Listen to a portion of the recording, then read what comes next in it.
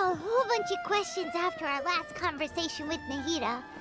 Paimon was ready to ask her a million more questions, but didn't want to seem too pushy. Like, about these Descenders. So, does that just mean people like you who come traveling to Teyvat from someplace else? And as for your brother... Whew, so many questions. Let's go find Nahida and see what else we can find out.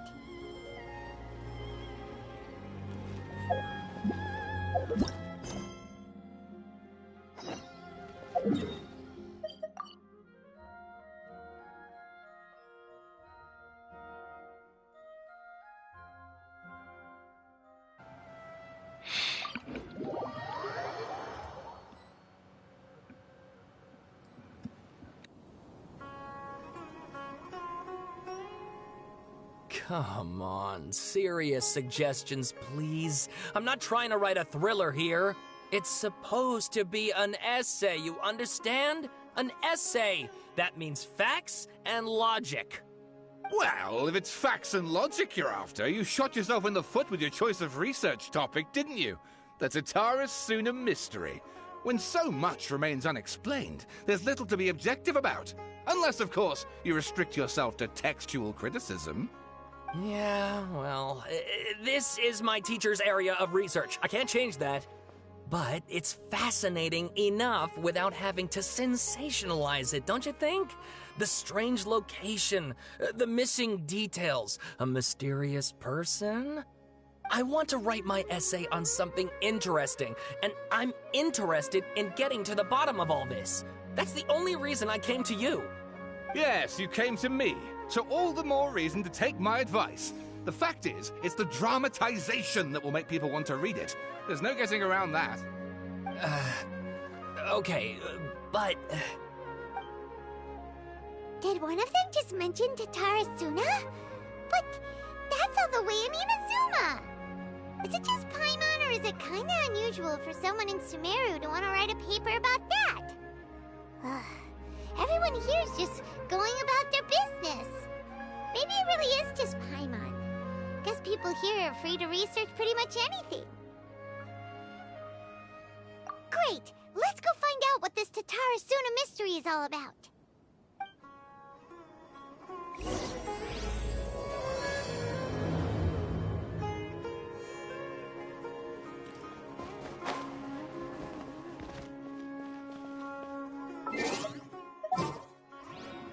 Have to check something else out before I forget. I don't know why I did that either. There are still so many places for us to explore.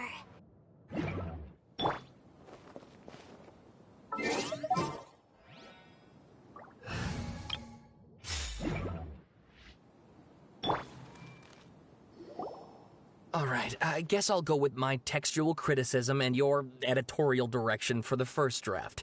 I have a feeling that the missing Kabuki Mono will end up being the main focus of this paper.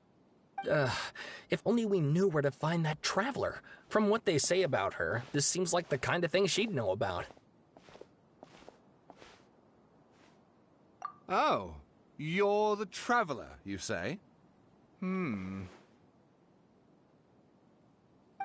what's with that face? Don't believe us? No, of course I believe you.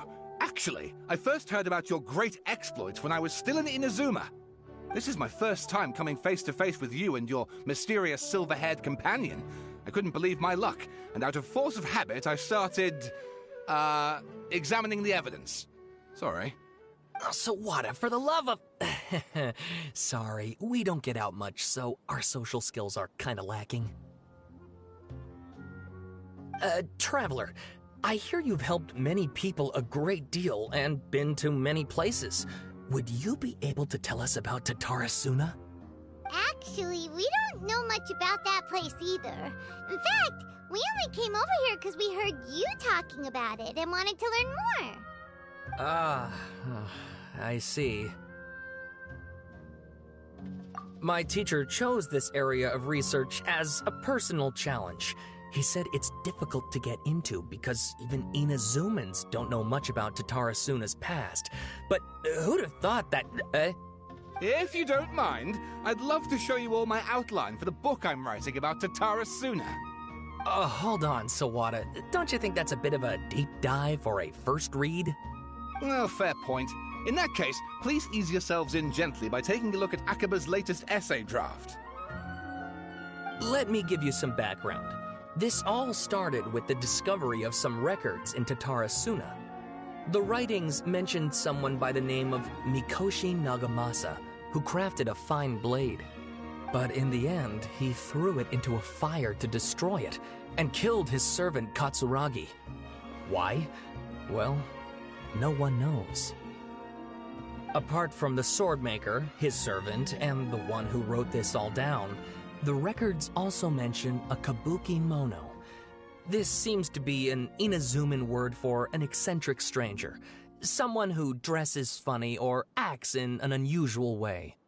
That's right. Akaba's teacher has spent quite some time researching these events on the ground. This kabuki mono lived in Tatara Suna for a while before disappearing without a trace. And shortly afterwards, as Akaba mentioned, things got pretty ugly. So first this strange person goes missing, then a murder happens? Seems kind of fishy to Paimon. Yes, my thoughts exactly. So I helped out too. I asked everyone I could think of if they knew anything about what happened back then. And wow! Did I get lucky! Stop shouting! This part's important. I just wanted to make it stand out. It just so happens that a friend of mine works at the Government Records Office. He looked into it for me, and I can now confirm that all the aforementioned individuals did, in fact, live in Inazuma over 400 years ago.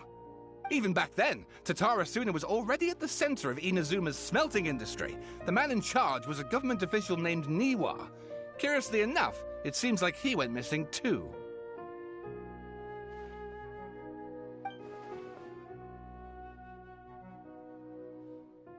Wait, so there are 2 missing people in the story now? That's right! What's more, Niwa is a name with a lot of history to it. Have you ever heard of the great swordsmith clans of Inazuma? Oh, the swordsmiths? Yeah, like Ishin art and so on? Wow, yes. You really know your stuff. That makes things easier. So basically, this Niwa was a distant relative of the Kaidahara clan, the last practitioners of Ishin art. Something then seems to have happened in the Kaidahara clan, leading to their downfall. I don't know the details, but taken in light of everything else going on around that time, it makes you wonder whether it's all connected somehow. The Kaidahara clan? Sawada, you left out the biggest detail of all. Oh, yes, of course. How could I forget? Brace your minds, ladies and gents, for they are about to be blown. Or maybe you won't believe your ears. I wouldn't blame you, of course, because in all my years as a writer, this is by far the most. Get to the point, for Pete's sake. According to information acquired by Akaba's teacher, the kabuki mono was not a human, but a puppet.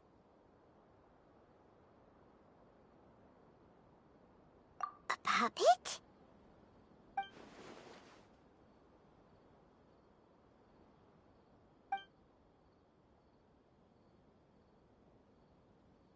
Aha! Judging by the looks on your faces, you do know something after all.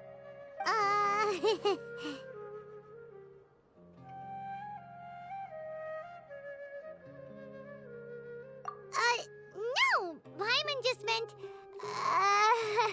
how creepy. The way you described it makes it sound like a ghost story. I agree, it does. But considering that non-human races in Inazuma are by no means uncommon, spooky events are to be expected. And that's exactly what my book is about. Please, take a look.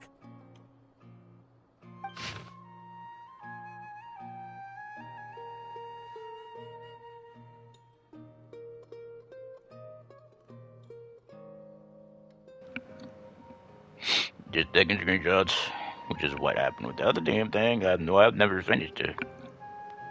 So I've never went back to read everything. I can't read it. How about someone narrate the damn thing for me? I could step away and do something else, or as long as it takes to finish. as you requested.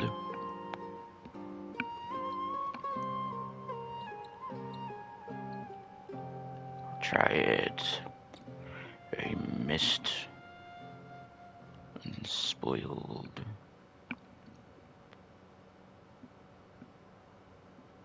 Things go ill. Inazuma City. Come on, is this ever gonna end? Sheesh. Can't read this. Take like 5 minutes.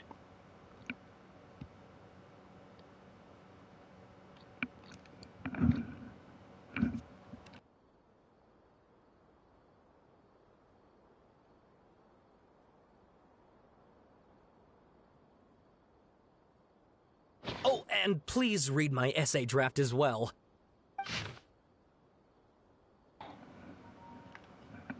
Really? This one's way too damn long. Linger about.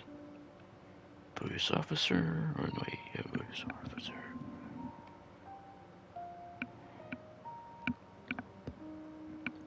Last area. Come too late. Or came too late.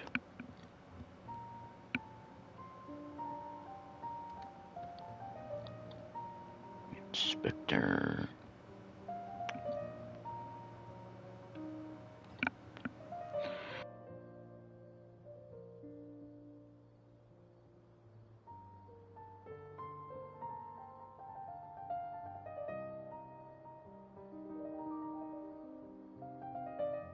Sawada was encouraging me to follow his more creative approach, but I think essays should be grounded in facts. I don't think explaining everything away with mysterious forces will cut it. Oh, how about if I plug the holes in Sawada's narrative with political intrigue? Like, I could put a turf war between rival factions at the center of the whole series of events. Wait, you're allowed to just make stuff up? Pretty sure you've gone from essay to guessay there. Akaba, look. Your teacher has researched this extensively. I've reached out to everyone I could think of. Whatever information we have now is all that there is to know. This is as much detail as you're ever going to get. Besides, if there really was a political power struggle going on at anything like the level you seem to be suggesting, what hope would we ever have of finding out the truth? Good point. Okay, back to the drawing board, I guess. Give me some time. I need to find a new angle on this. We have some other stuff to do, so we'll have to say goodbye for now. Good luck with your essay! All right, thank you. If you find out any more info about all this, please do let me know. Thanks so much.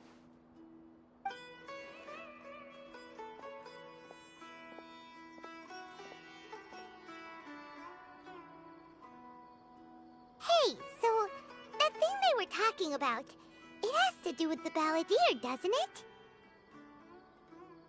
Okay, then even if we did know something about it, we probably couldn't share it with them, huh? After all, we kicked his butt and got him locked up. Information about people like that is usually super confidential, isn't it? If you ask Paimon, Akaba should just pick a different topic. There must be as many essay topics as there are trees in the forest. There's no point in...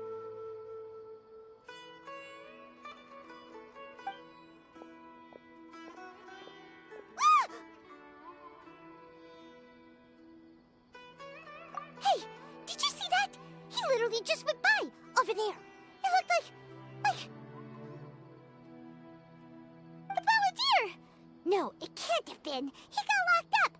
Oh, quick, let's catch up and see.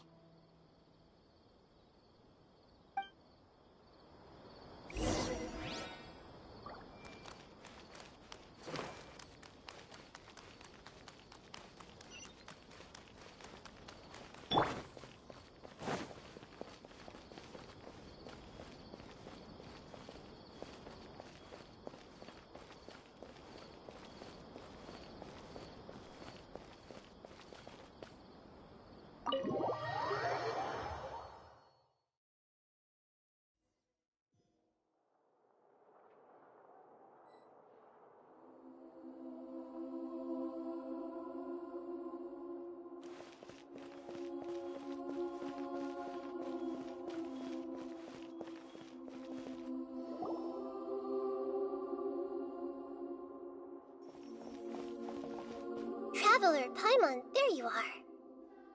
Nahida! Bad news. We just saw the balladeer strolling around in public. Did he escape or... Ah! It's him! Sure enough, you're here. Hey! What are you doing in the sanctuary of Surasthana? Aren't you supposed to be lacked up? I know you must have a lot of questions. Please, allow me to explain. It was my idea to set the balladeer free. We made a deal, and he's gonna do some investigation in Irminsul for me. A deal? Huh.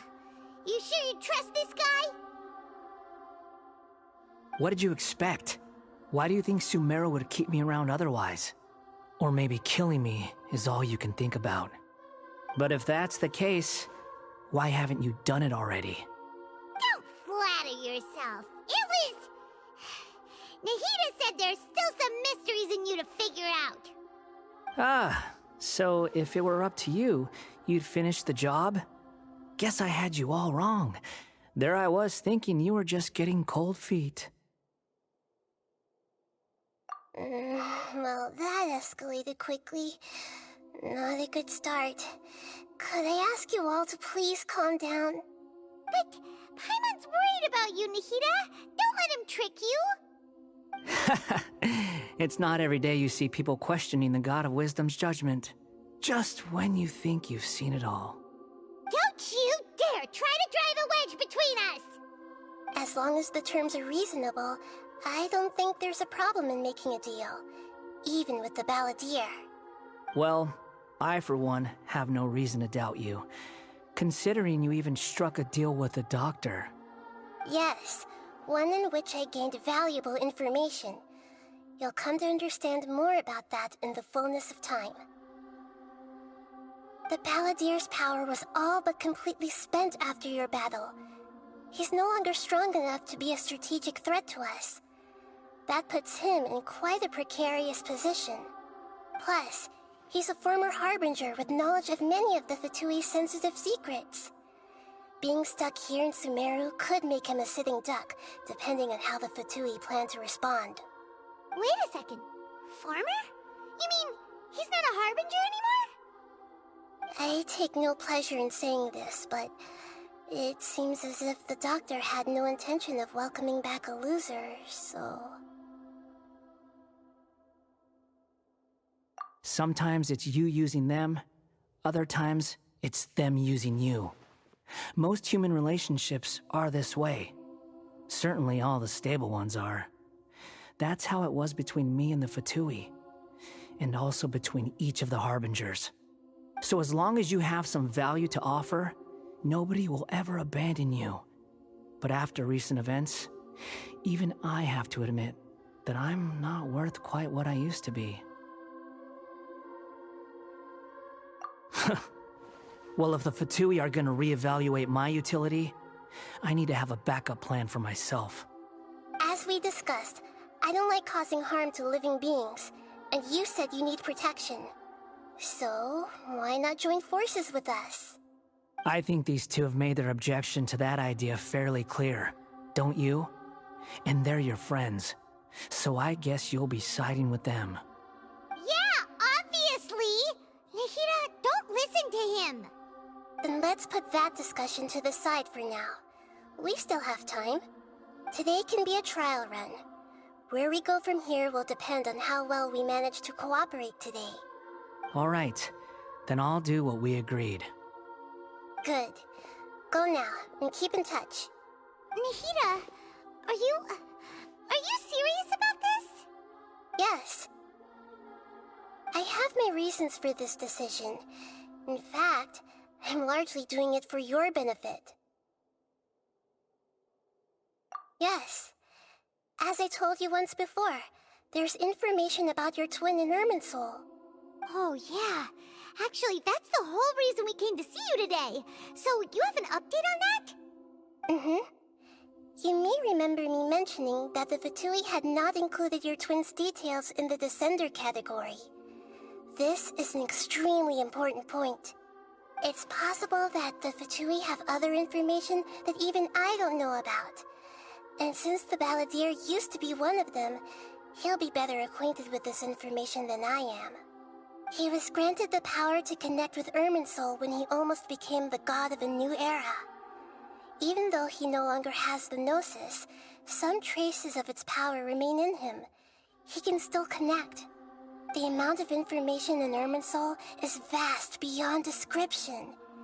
Sifting through all of it without knowing what to look for would take too long, even for me. So I asked the Balladeer to search in Irminsul for any information about the Descenders. He's more familiar with this kind of information, and should be able to find it more quickly.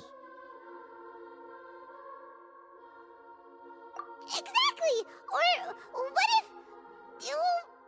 Paimon just doesn't trust him! He's treated us as enemies every time we've run into him! I understand.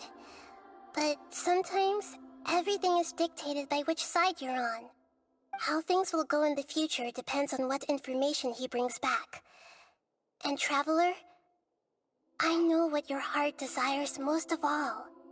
Our minds have connected several times before. There is a corner of your heart reserved for an intense longing. A feeling of being all alone in the dark, searching for the one candle whose light still burns. As Sumeru's deity, it is my responsibility to be on guard against the Balladeer. But as someone who counts you as a friend, I want to do something for you. If this deal with the Balladeer can give you the answers you've been longing to find, then it's worth it.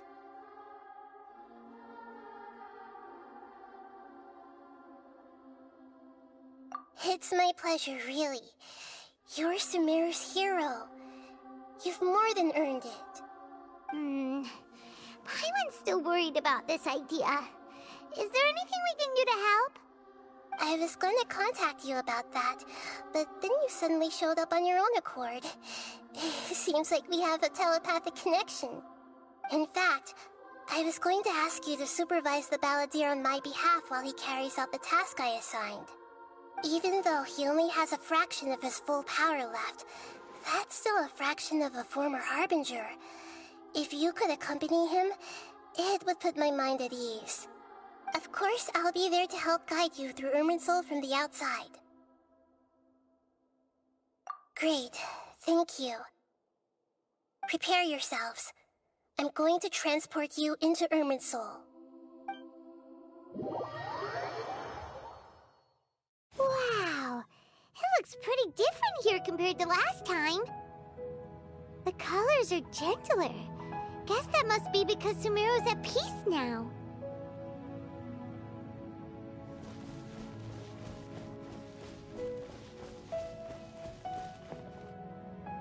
Look at that. Hot on my heels. You know, you didn't have to cut your catch-up short just to keep me company. Oh, but I guess you panicked when you realized that I might enter Irminsul ahead of you. Shut your beak, jailbird! No way a prisoner gets to be so smug! I understand that prisoners have to put up with harassment from the guards, but right now, I'm on temporary release. So maybe you should think about backing off a little. Sounds like a successful rendezvous. I need to be quite clear about something. In a few moments, you'll be entering into the innermost region of Irminsul. It is an environment like no other, and the most important place in all of Sumeru. Unlike anywhere else, Irminsul's inner region consists exclusively of torrents of information. You must put aside your differences and be extremely careful as you navigate your way through. I know there are many grievances between you, on both sides, but it is essential that you remain calm after entry. This is as much for your own safety as anything else. Fine, let's call it truce, but only until this mission's over. Let's cut each other a little slack, shall we? We are going to be traveling together after all. Per my agreement with Lesser Lord Kusanali, I'll be at the front. It's my job to lead the way and get rid of any obstacles in our path. All you have to do is keep your pretty eyes open and try not to fall behind. You sure are confident. Paimon will give you that. You make it sound like you're even more experienced at adventuring than us. If there are no further objections, I suggest we get going. Or did you need some time to mentally prepare yourselves? Ew! Ugh, the snark on this guy! It's unbearable!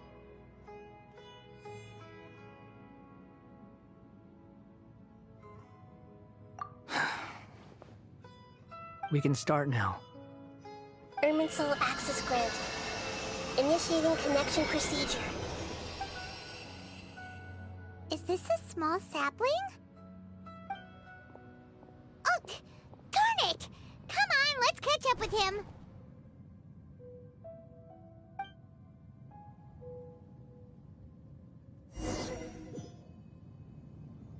Wow! So this is the inside of Irminsul. Ooh! Paimon's never seen anything like this. And it feels like a sacred place. Irminsul is closely intertwined with the entirety of Teyvat. Every bit of information flowing here means something. Pick your jaws up off the floor. It's time to go. Why is it that Paimon just wants to do the opposite of everything he says? Lesser Lord Kusanali, we will now proceed to the heart of Irminsul. Can you still sense where the heart of Irminsul is? Yes. Permission to begin searching for information there? Permission granted. Go ahead. Let's go. Stay close. Don't go running off. Hey, so... say we did go running off in here. What would happen? What are you smirking at? I was just imagining the look on your travel companion's face if you went and got lost. Anything's possible in here. You can't rule anything out. So if you want to stay safe, your best option is to stick close to me.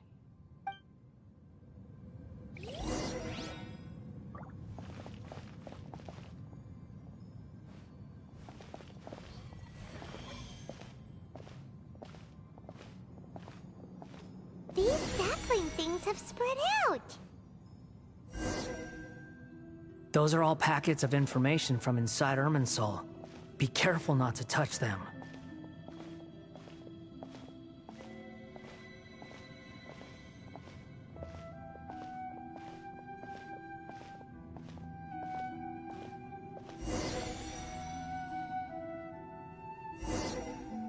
It looks the same in every direction.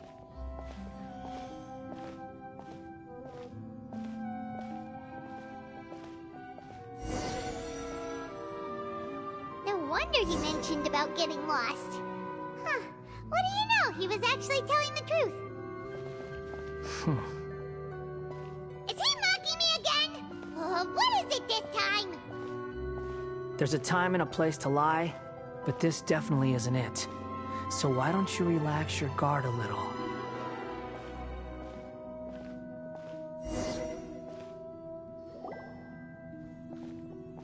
We're here. What a huge tree!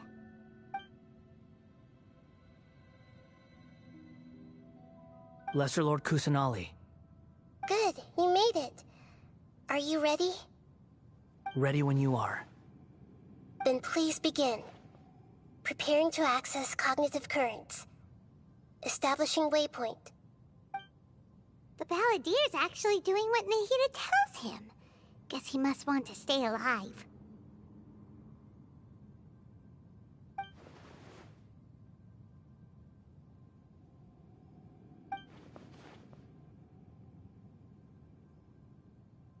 The rest is up to you. If you discover anything at all, make sure to share it with us. Will do. Huh.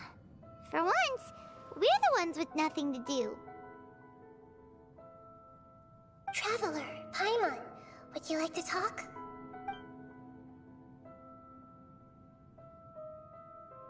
Yes, I've also invited Paimon to join. Huh? What the? We can talk to each other inside our heads?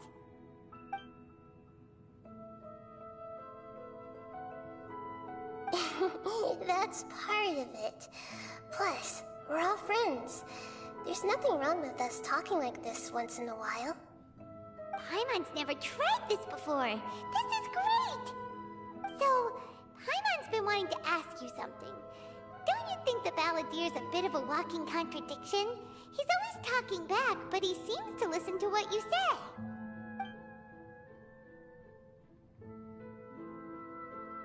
As I've told you before, there are still some mysteries for him to resolve.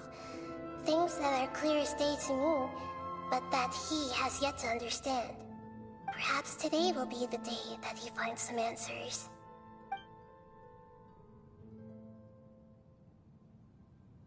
Well done. Smart and attentive as always.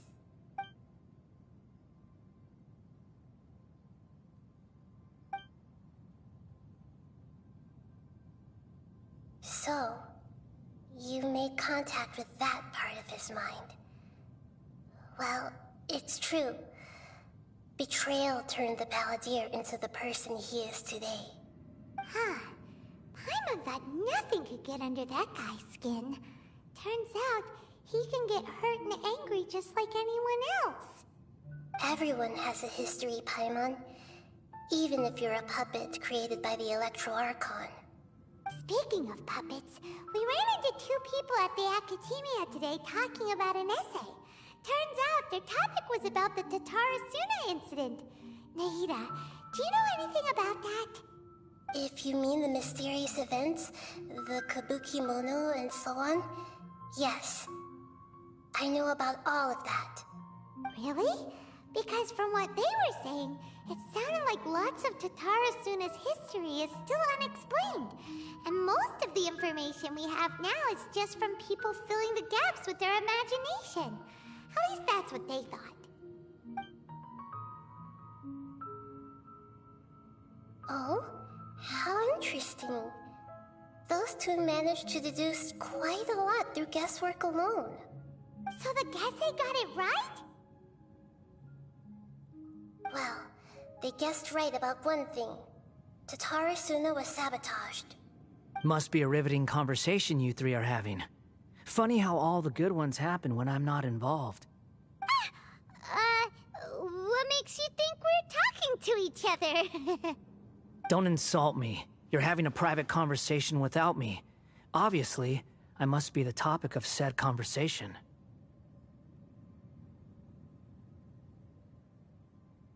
Of course you do. You can't have your prisoner knowing too much. So, have you found anything yet? Still looking. Don't get your hopes up, though. You and your twin come from outside this world. It wouldn't surprise me if there was nothing on either of you in Irminsul at all. Wait! How did you know about that? Did Nahida tell you? It's not like we've never met before. And anyway, you're world famous. It'd be more surprising if I didn't know a few things about you. Right now, we have to keep the peace. I'm not interested in creating more misery for myself. And making cordial conversation is something I can manage. Huh? Wait. This light. It looks similar to those saplings. What could it be? Anonymous data. Hey, don't you forget the agreement! You have to share it with us! Shh. Just wait. Mr. Niwa, are you certain this is worth the risk? We are talking about Tatarasuna's furnace, after all. It may not pay to act rashly. There's no one else who can enter the furnace. It has to be me. Is that so? Well, since you insist. It's...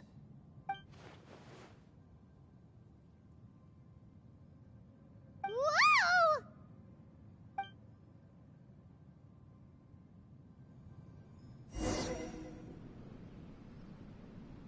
I have been in Tatarasuna for some time now. You have shown me great hospitality, as has Mikoshi Nagamasa, and indeed, everyone else. Under your leadership, Tatara Suna is a warm, welcoming place. Like a giant village. People are gainfully employed. Their lives have purpose. They are motivated. As I understand, the Raiden Shogun has, in recent years, eliminated much of the evil that plagued Inazuma. As for Tatara Suna, it was originally established as a means of safely disposing crystal marrow. The forging industry with crystal marrow as a raw material has since flourished, giving rise to generations of swordsmiths. Some world-renowned, others unknown, all passing on their legacy. Skills, blood, dreams. Every smith brought into this trade looks to find their purpose between steel and blade. That is why you accepted the proposal brought to you by myself and Akame. Yes, well, were it not for you coming to Inazuma and happening to make Akame's acquaintance, the two of you never would have joined forces. And he would be the first to admit that there's no way he could have revolutionized our forging process like this on his own. At least not on the same timescale. You allowed Akame to take all the credit for a method that you jointly developed. He sold it to me, and now every piece of ore here is smelted using the new technique. Even now, you remain one of Tatara Suna's key consultants, working right here alongside us. I believe it is you, sir, who are truly responsible for the changes in our manufacturing and forging methods. You flatter me. From the outset, I saw much that was commendable in the forging industry of Inazuma, and it has been my great honor to befriend you all.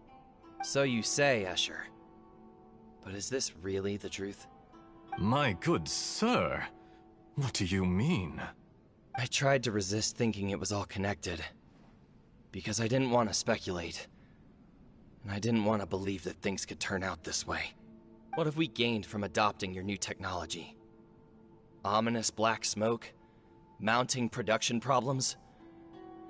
Worker fatigue and casualties are up and continuing to rise at an alarming rate. And recently, as you well know, someone died because of that strange filth inside the furnace.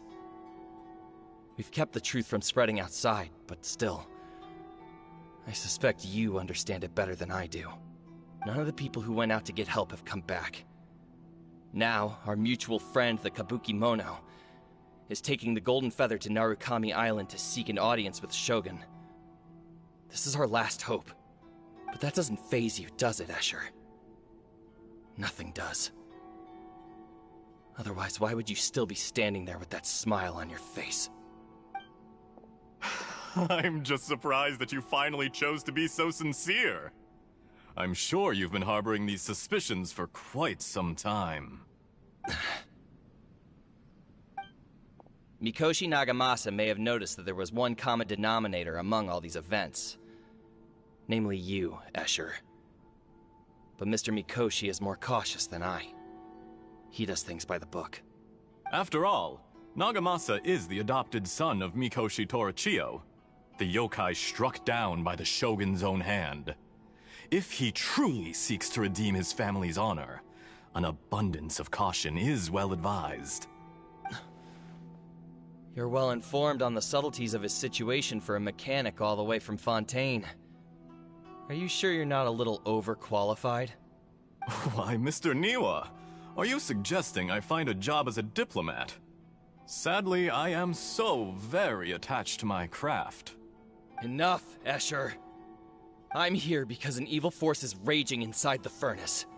And someone needs to take your new device inside the high-risk zone so we can absorb it and put an end to the problem. I'm in charge here. And I'm about to take some responsibility and head inside. Probably to my death. But what about you? What are you still doing here? Judging from the look in your eyes, you don't seem to trust me. Drop the act! We're past that now. Whoever you are, it looks like your plan to destroy Tatara Suna has worked. I just want to know what you're still doing here. What's left? Don't you have all your answers by now? Honestly, I'm just waiting for the right moment. A moment like this, where you finish talking and I stop you from entering the furnace. You...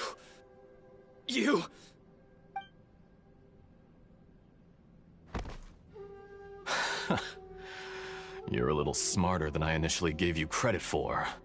I thought I'd disguised myself exceptionally well, at least for the first few days. But to my surprise, you had your people look into my background right from the start. It's a long journey from Inazuma to Fontaine, but that didn't stop them. Eventually, they managed to confirm that Escher was an alias, and that I was not from Fontaine at all. And yet, despite all of that, you still fail to realize my true identity, and what I seek in Totara Suna. Did you really think you would be able to see through my plan? If you kill me, there's no one who can get inside the furnace. So you're really going to destroy this place? Is that it? Oh, but you're quite wrong. There is one other person. Some may not see him as a person, but you told him yourself. You're not a puppet. You're a human. You're just missing a heart. Whoever you're working for won't get away with this. They'll be found out. But this makes no sense. What are you really trying to accomplish by all this? Why go to all this trouble? It's no trouble at all. Patience is a virtue which I have in abundance. This is all part of a carefully controlled experiment. If you must know, I'm happy to divulge my true identity. I'm a Fatui Harbinger. Call me the Doctor. The Fatui? Who? What do you want? Just to create a minor inconvenience for your nation. That's it? That's why you gave us your cursed technology? Just to let loose the evil energy from the crystal marrow? Look how even the righteous soul is filled with venom when faced with its demise. My device functions precisely as you say. It is the only chance you have of preventing a catastrophe and keeping the truth from the outside world. However, I did not make it with you in mind. It is easier for a person to be possessed by evil spirits when they are filled with hate. So give in to your fury. I want to see what happens when a malevolent heart is placed into an unsuspecting puppet. Make no mistake, even without you, that pure, innocent puppet would only end up being used by someone else instead. What other reason would a human have for befriending one who is not of our kind?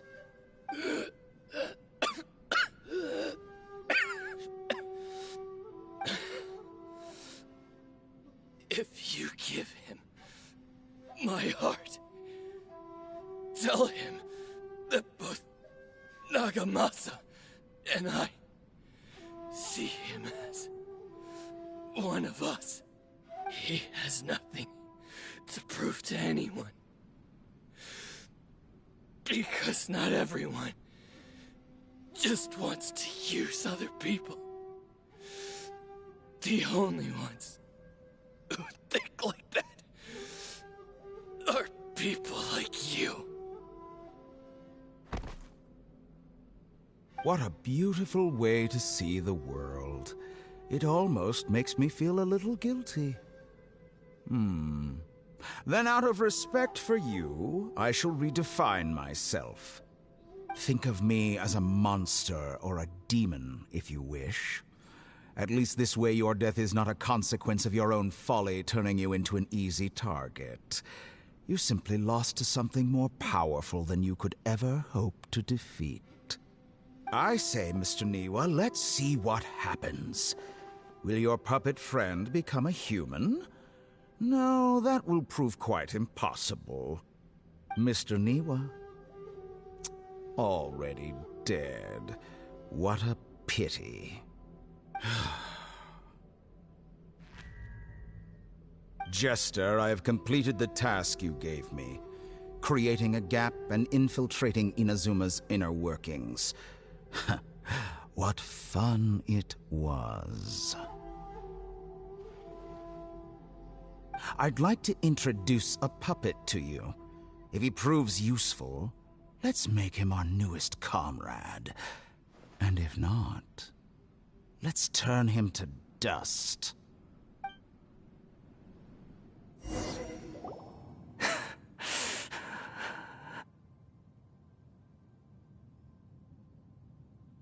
Hey, are you alright? Dottore.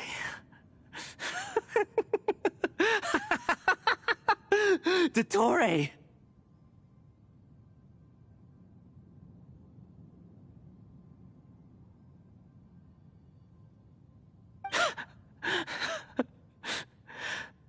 Good. Good. Was that the doctor? Did he turn into a mechanic from Fontaine?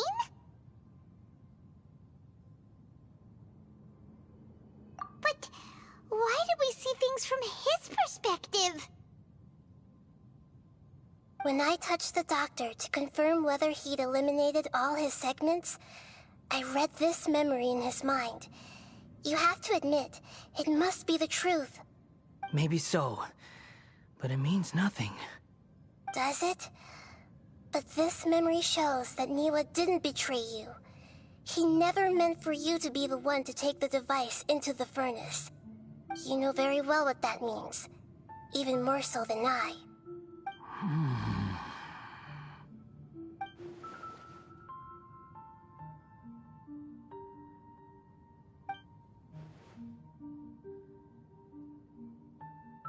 Let's give him some space. He looks really mad. Paimon doesn't want to be anywhere near him right now.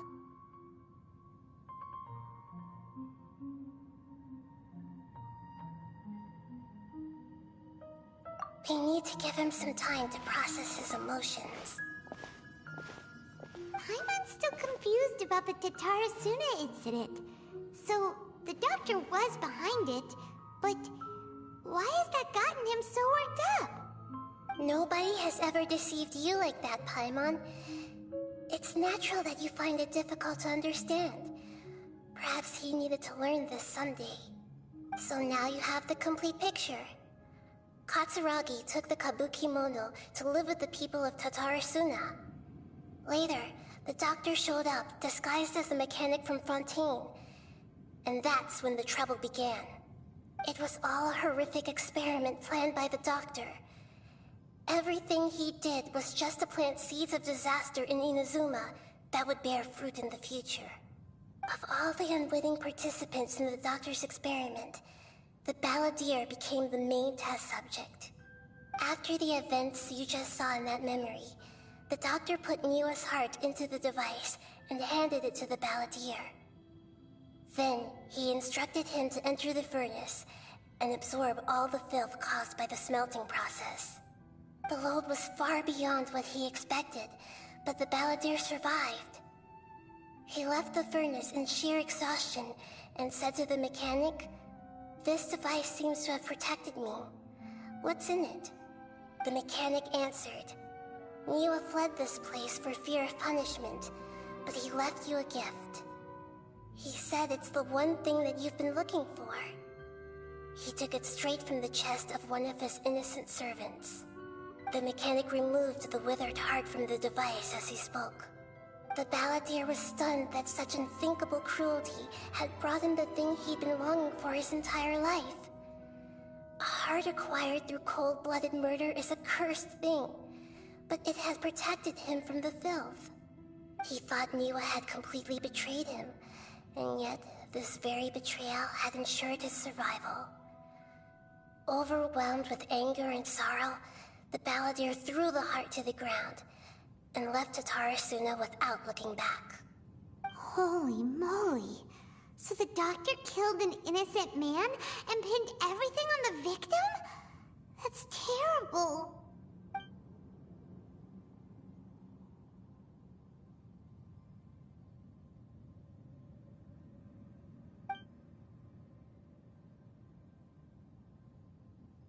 Yes. Only if he understands this can he choose a new path forward. Dottore, you brazen-faced... Niwa didn't run from justice. You killed him.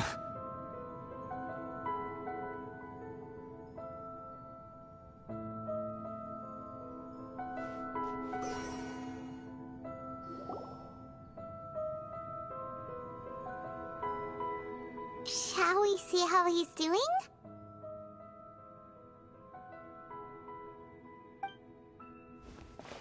Hey, you alright? That's a scary expression. Are you worried about me? If we didn't have such a history, I'd almost think that qualifies me to be your friend.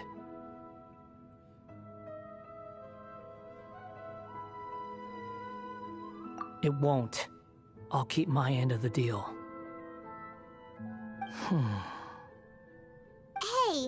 are you investigating the stuff we want to know about? That's why we're here. But unfortunately, there's no information about the Descenders in Irminsul. Even if you can't find anything, that seems to confirm it. Irminsul does not keep records on the Descenders. Anyone who comes from beyond this world is not counted as part of Teyvat.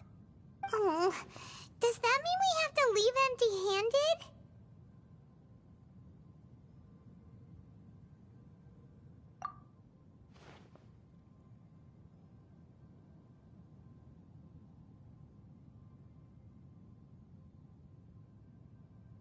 Don't thank me just yet.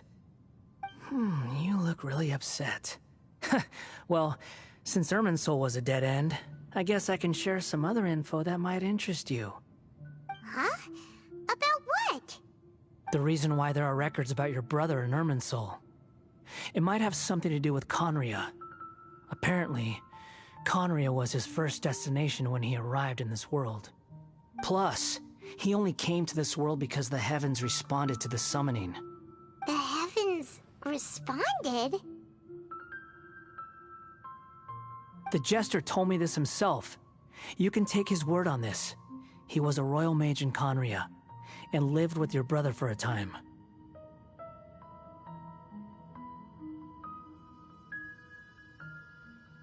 I don't know the details.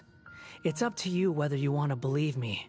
All I can say is, I wouldn't lie to you about this. Did you get all that, Lesser Lord Kusanali? Yes. Astonishing news. Does this info count towards my mission? It wasn't from Irminsul, but was it valuable? Very valuable. Good. In that case, I'll take some time for myself now. Huh? What have you done? Lesser Lord Kusanali was right. My power's all but completely spent.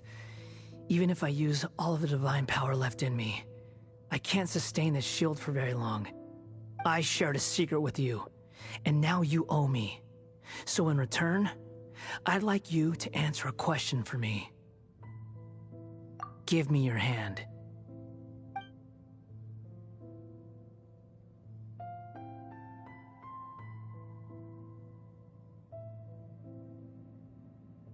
Can you hear my voice inside your head?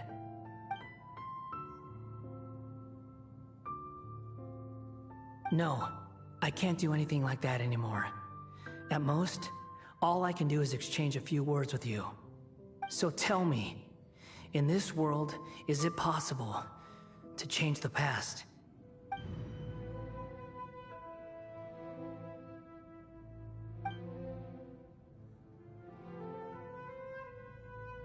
Done. Huh? What the? What happened? Paimon only saw you hold hands for a second. Nothing. I was just thanking her for helping me.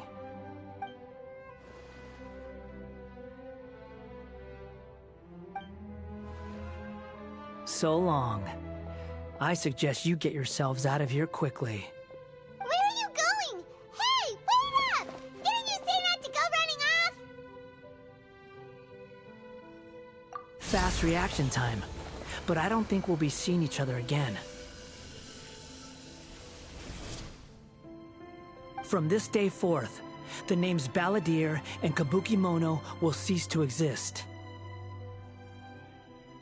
Those who died in Tatarasuna because of me deserve another chance at life. Hey, Balladeer! Don't do anything stupid! You know, I never did like insects.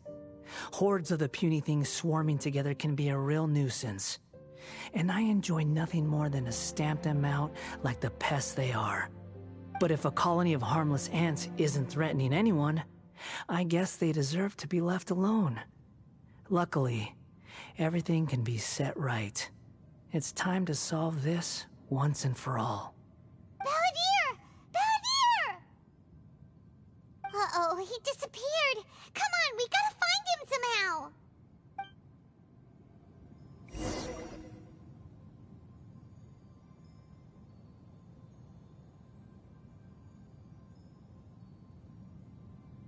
Oh no, he's really gone.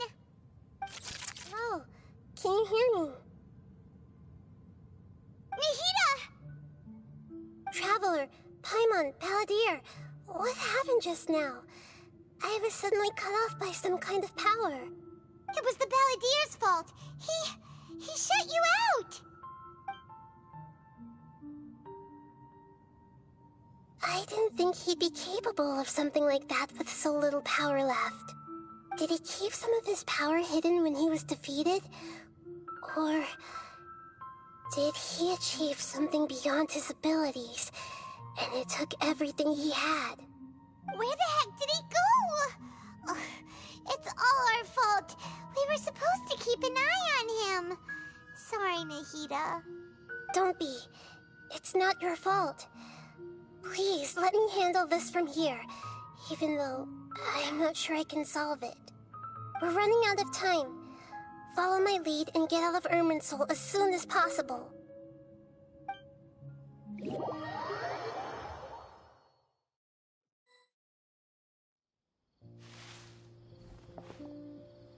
We're out! And we're at, an inn or something? This is an emergency. I'll have to ask you to stay here for now. Everything's arranged, and nobody will disturb you.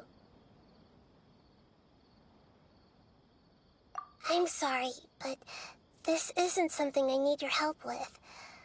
Leave this one to me. An emergency? How bad is it? Nahida, will you be okay? Don't worry. If my assessment is correct, though there may be some minor disturbances, it won't lead to a disaster. Please rest and recover your strength here until I say it's safe. Her voice has gone. Paimon can't shake the feeling that something really big has happened. What do you think the Balladeer meant? And why did he suddenly grab onto you before?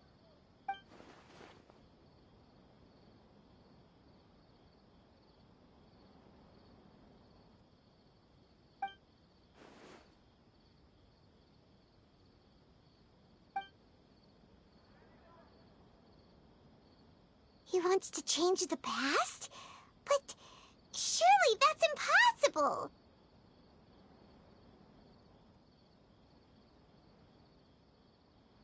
Right! You can't just rewrite history! All that stuff happened already in real life! It's like, imagine Paimon drank all the water in this inn. Even if no one was there to see it, Paimon would sure as heck remember drinking it!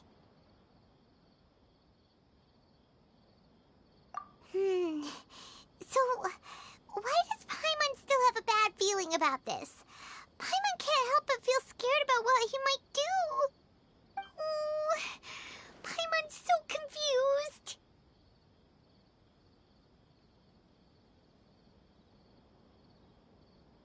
Huh? Ah!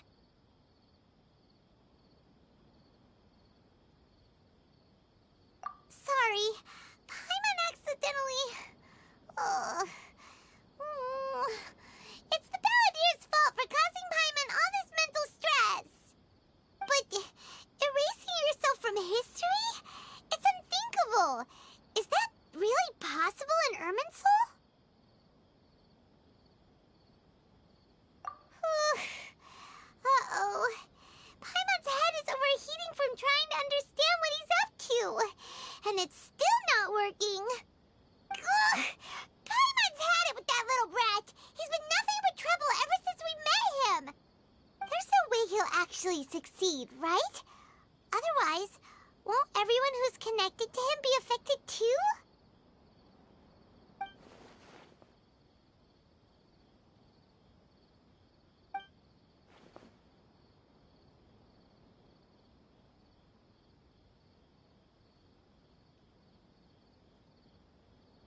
There's nothing we can do about it at this point. Hey, have you got any ideas on what we should do next? Seems like now there's nothing left for us to do but to go to sleep. But Paimon's still so worried. Paimon won't be able to sleep a wink tonight. So, how about, we list all our favorite foods to take our mind off things? Heck, if that doesn't work, Paimon's probably gonna collapse of anxiety here. Alright, Paimon will start. First dish. Munstack grilled fish. Oh, and chicken mushroom skewers.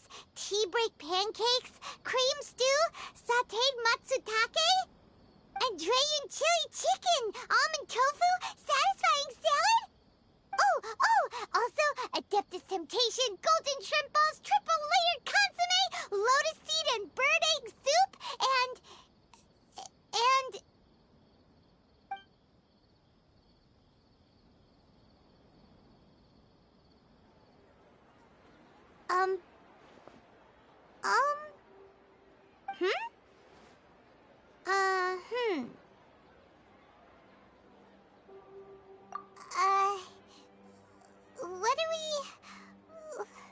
what was Paimon supposed to be doing just now? Paimon was, talking? Huh. Paimon suddenly can't remember what she was talking about. What was it again?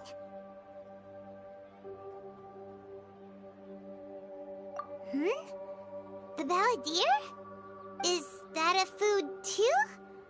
Huh. Weird name, though.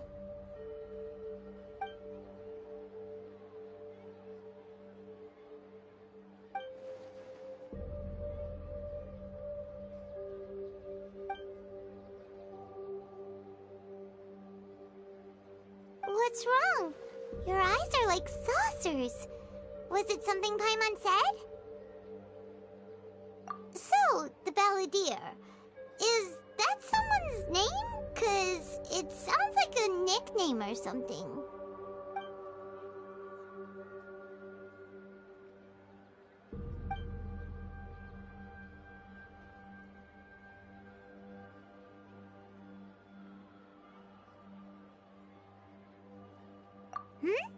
Okay, sure. Where are we going?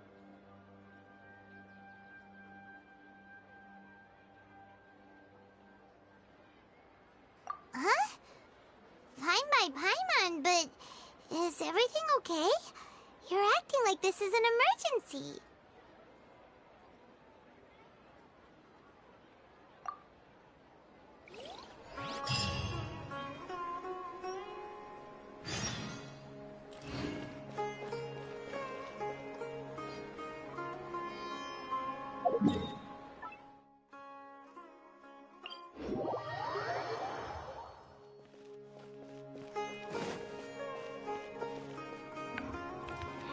I missed something. I was wanting to see if they had any thoughts. So I missed that. That was annoying.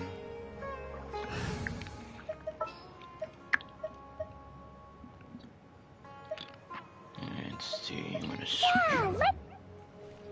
Now, where do I go? 7,000 away.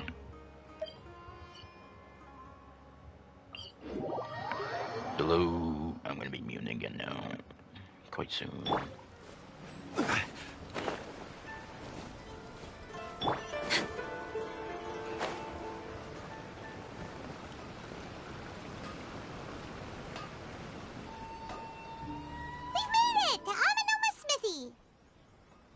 Ah, it's been a while.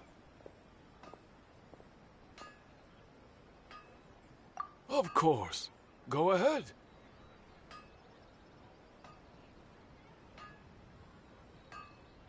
No. Now there's a question I wasn't expecting. Very well. I'll tell you what I know once more. The once renowned Raiden Gokuden, comprised of 5 branches. Amenoma, Futsu, Ishin, Hyakume, and Senju. The art of forging practiced by these 5 clans was first taught to them personally by the almighty Shogun. Over time, the 5 branches diverged from one another as generations of bladesmiths honed and perfected their craft until they became 5 distinct traditions.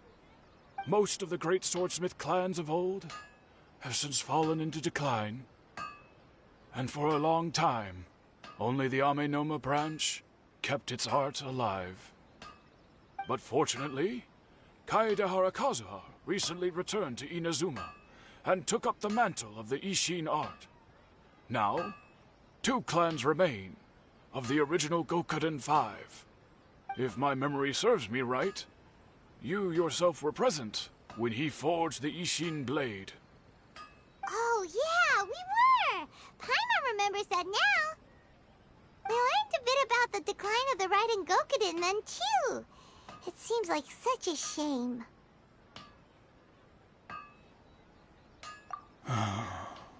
That, my friends, is a tragic tale indeed. In fact, this was not made known to me for most of my life. All these years, I knew of those great clans' demise, but never the cause. Only recently, when the question was on my mind, did I ask Kaedehara Kazuha about this. He told me that, as we are both heirs to a branch of the Raiden Gokunen, it was right that I should know the truth. There is no harm in telling you, but I must warn you. It is a dark and sorrowful tale. The Raiden Gokuden were the targets of a murderous rampage by a vengeful bladesmith. Vengeful? Why? 400 years ago, so I'm told, there was a catastrophic malfunction in Tatarasuna's furnace. One brave swordsmith heard the commotion and chose not to flee, but he rushed to the scene, hoping to prevent a disaster. Tatarasuna was home to a state-of-the-art forging and smelting operation in that day, and overseeing it was the armory officer. His surname was Niwa, though he had family ties to the Kaedehara clan. Knowing that they had just one chance to save countless lives, Mr. Niwa and the swordsmith leaped together into the furnace.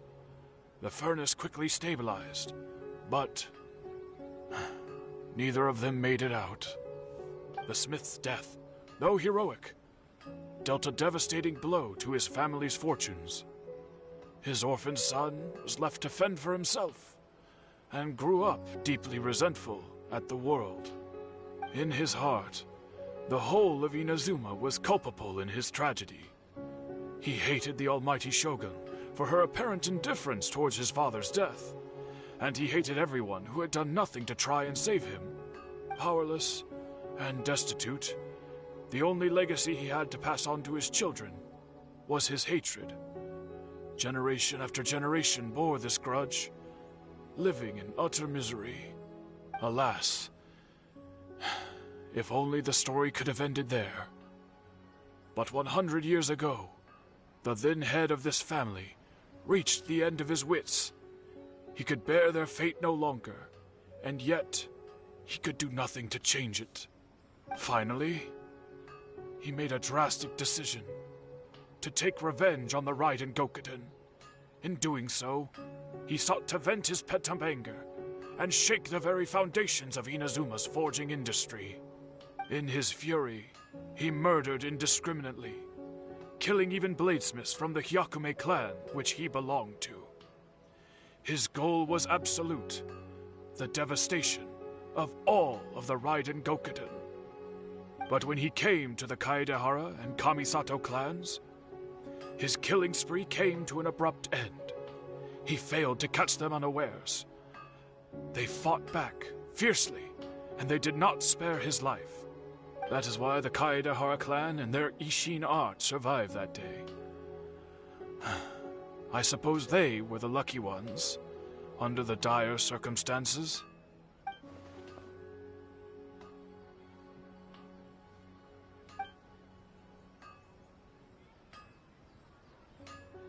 Was there anything else you wanted to ask?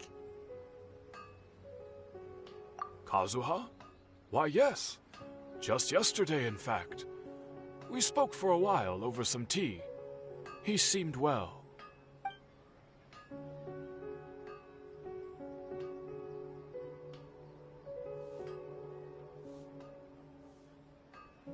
My pleasure. Don't tell Paimon. There are other places you want to visit too, right? Your expression says it all. You can't hide anything from Paimon. On to the next stop. Lead the way, traveler. Paimon will be right behind you.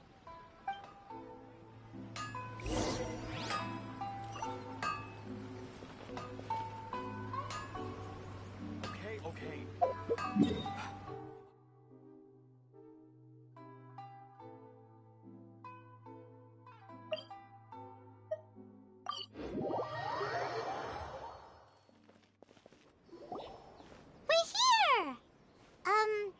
This is the Yashiro Commission's headquarters, so... Traveler, it's been a while. If you're looking for the Commissioner and Miss Kamisato, I'm afraid your timing is unfortunate. They're not here right now. Are they out on business? The Commissioner is out on business, and Miss Kamisato is standing in for some meetings in the Commissioner's place. If it's urgent, you're welcome to wait inside until they get back. What do you think? Shall we go in?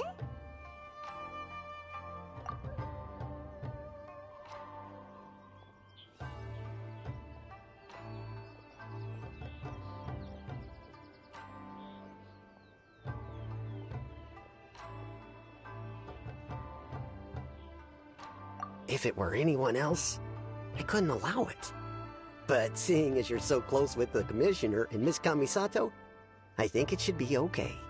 We'll be heading in then. Thanks!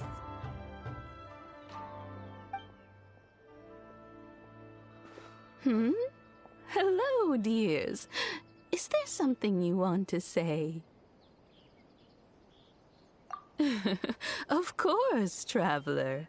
Yes, I know who you are. Miss Kamisato has told me about you. What would you like to know? Oh, they're both very well indeed. Lately, Miss Kamisato has been rather busy attending all kinds of meetings and occasionally paying visits to some local organizations on the Commissioner's behalf. As for the Commissioner himself, well, you know, busy as ever. That much hasn't changed. Although, he does seem to be in a rather good mood these days. So pretty much business as usual in the Yashiro Commission, huh? Very much so.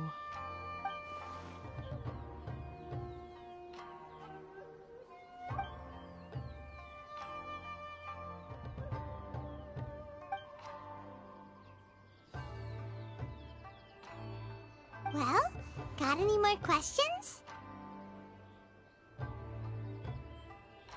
You're very welcome. In fact, I would love nothing more than for you to come and visit more often.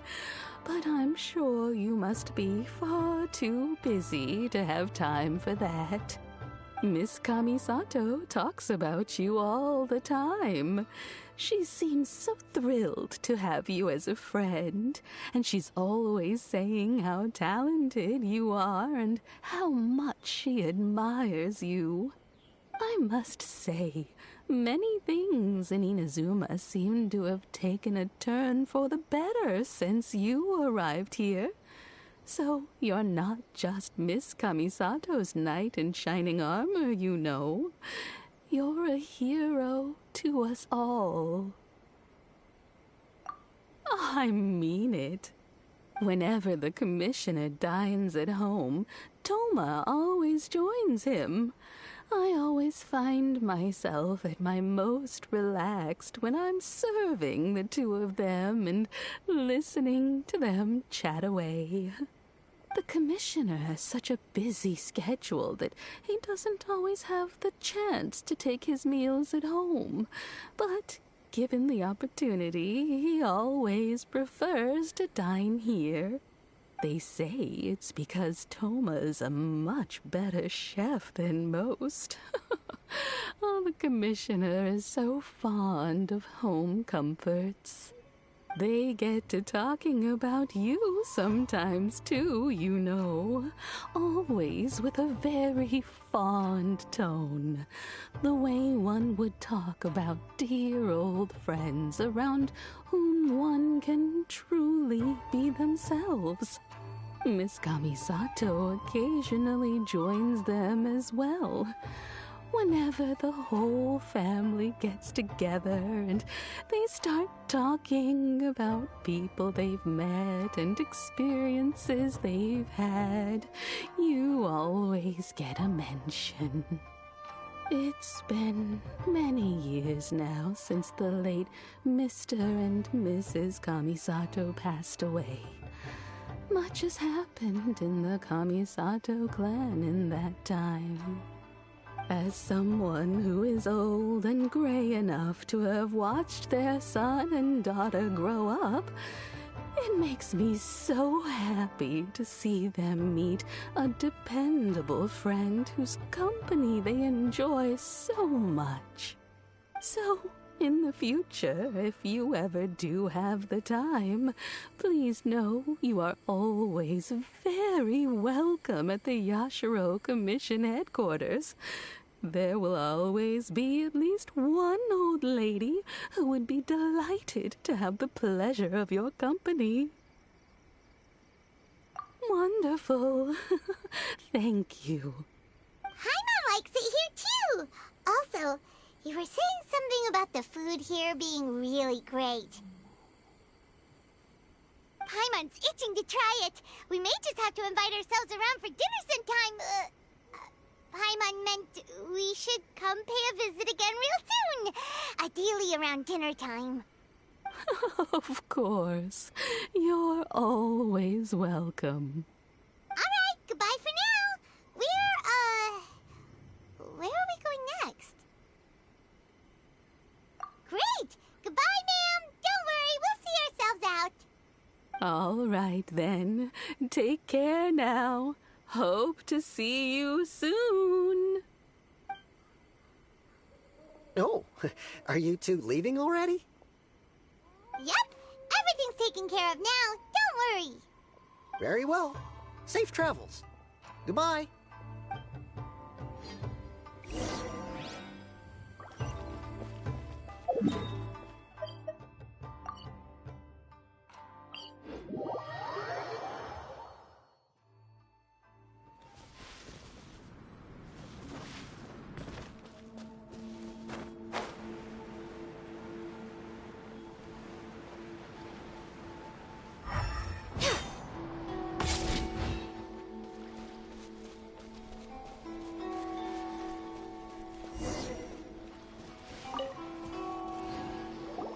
Well, here we are. But what are we looking for? Something or someone? Do my eyes deceive me, or is that the Traveler and Paimon? Xavier, what are you doing here? I was in the general area, and now I'm in this specific area. There, that's me. So what about you two? We have some questions and thought you might be able to help. Certainly do. I've researched the furnace here in some depth. If there's anything you want to know, just ask away. Like the back of my hand? Make no mistake, I have been here a good many times before. Not only that, but I've met people in Inazuma whose families used to live in Tatarasuna years ago. They said it's all true, the history here. Oh, well, it's a long story, don't you know? The tale of Tatarasuna starts a long time ago. I'm told that its history is one of the most foremost forging and smelting operations in the nation, goes back around 1,000 years. Still, the furnace has had a couple of serious maintenance issues along the way. A couple? When exactly? One was just in the last few years, the other was several hundred years ago. A fun fact, I'm not the first Fontaine tech guy to come and work on it either. There was a guy back then, too. They say he was a mechanic who consulted on a technology upgrade. It seems like the technological collaboration between our two nations goes back a long way. How about that?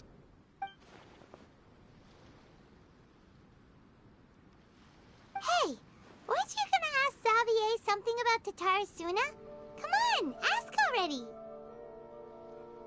Oh, I didn't realize you two were here for a history lesson. Me neither. Paimon doesn't know what's gotten into this one today. Feels like we've been preparing for a history exam or something. What brought this on? Did you just wake up today with a sudden burning desire for historical knowledge? Sure, go ahead.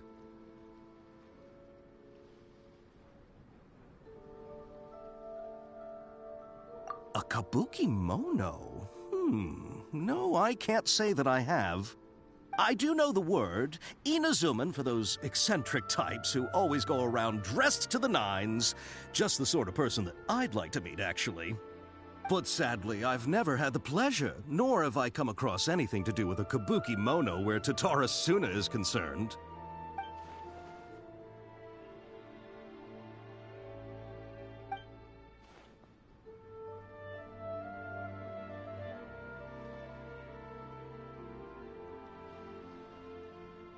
Of course! Don't mention it.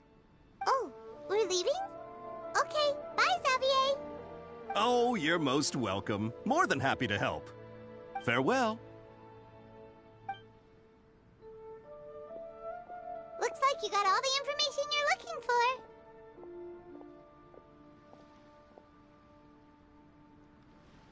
Sure, but what's up with you today?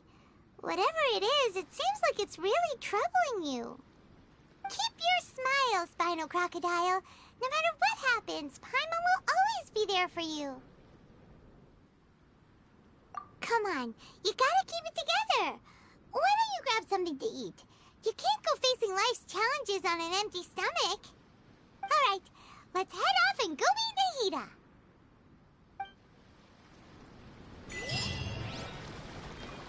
Next on the agenda...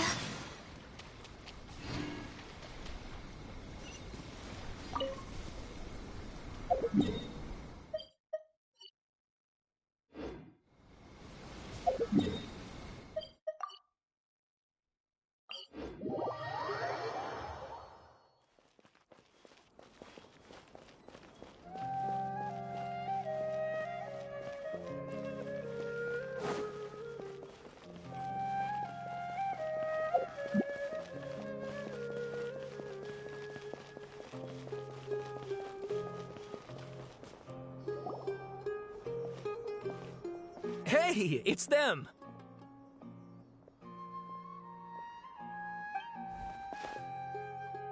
Akaba, Sawada, you're still here?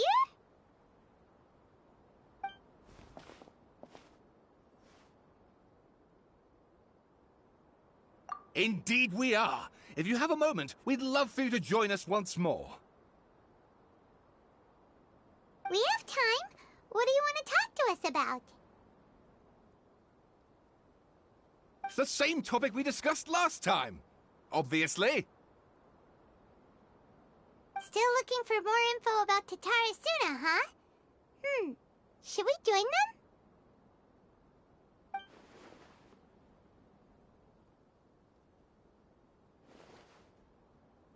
Unfortunately, we haven't made any real progress.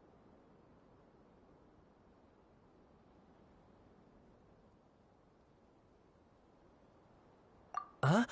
Oh, of course.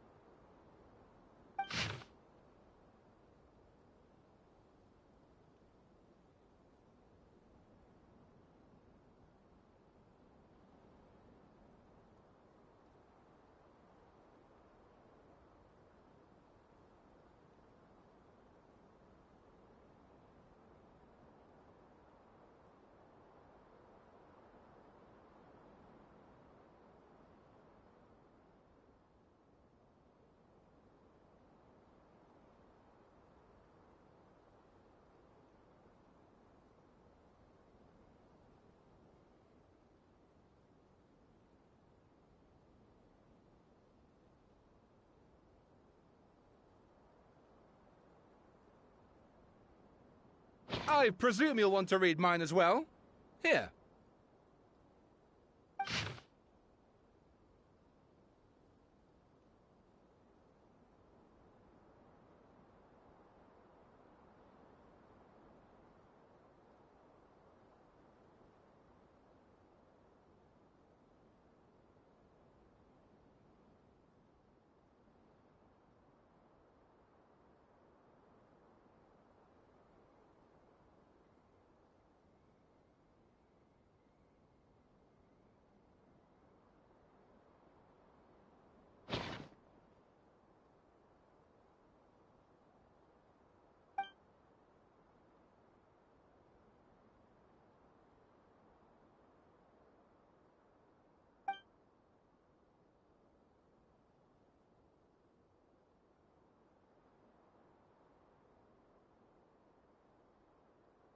Well, what do you think?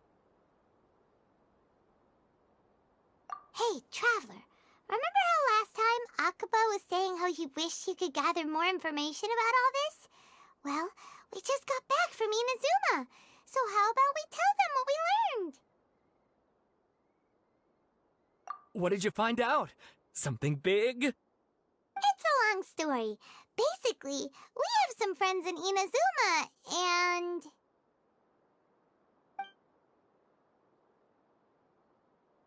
Wow, so many new details. Thank you so much for sharing that with us. Well, well, so it all comes down to one man's desire for revenge. Huh. You heard this from a member of the Armanoma clan, you say? Then I guess it must be true. Ugh. So there's no ghost story here after all. This new information actually lends further credence to my hypothesis. Evidently, swordsmiths were seen as having an incredibly prestigious role in society those days, to the extent that harming them was conceived of, at least by the perpetrator, as a way of exacting revenge against those in power. Yes, okay, point taken, you were right. But that doesn't mean I can't carry on with my novel. And they're back at it. These guys are really into this. Oh, so sorry. Look at us, prattling on about our projects and ignoring you. Thank you so much for the information. You're welcome. See ya. Keep us in the loop if you find out anything else. Will do.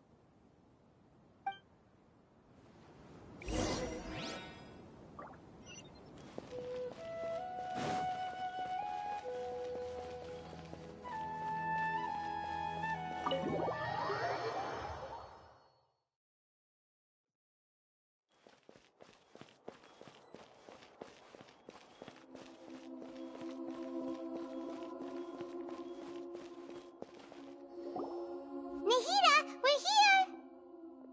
Traveler, Paimon, how have you been? Ugh, where to start? Paimon hasn't had a moment's rest this whole time. That night, we ended up chatting and chatting until suddenly the sun was up. And then she decided she wanted to go to Inazuma. The Balladeer? This sounds like some kind of code name.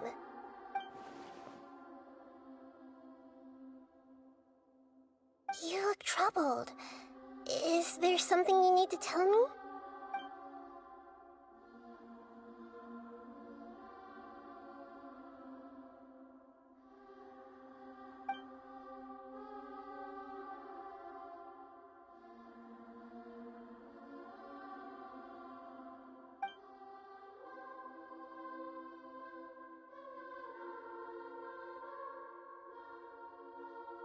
Traveler? Hey, what's wrong? You look so upset.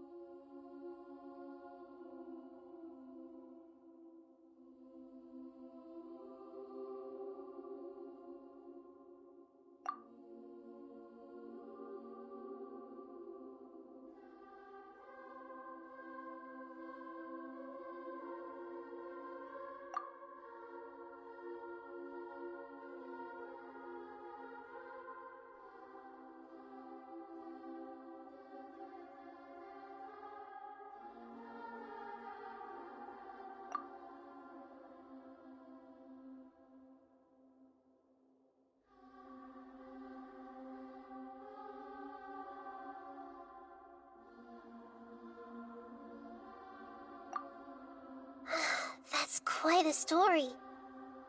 So, this puppet known as the Balladeer erased himself from Irminsul, hoping that he could change the past. But how was he even able to do that? As the Traveler said, he very nearly became Sumeru's deity. Admittedly, I remember it a little differently. I don't recall finding anyone inside the machine after we defeated it. Nevertheless, it does make sense. If someone were to successfully erase themselves from Irminsul, the world would change to reflect the new reality. So, you believe this person really existed, and we just don't remember him because... well, because he literally changed the world? Yes. Theoretically speaking, it is possible to do this. But I'm struggling to imagine the kind of person who would dare go through with it. The Traveler comes from a world beyond to that. That's why there's no information about her in Irminsul. And it also explains why any changes to Irminsul wouldn't affect her. So if there's anyone in the world capable of retaining memories from a past that has been rewritten, it's you. It's quite incredible when you think about it. Paimon's having a hard time understanding this Balladeer guy's motivations. Why did he do it? I can only make inferences based on the information we've been given. As for what kind of person he was, only you remember that.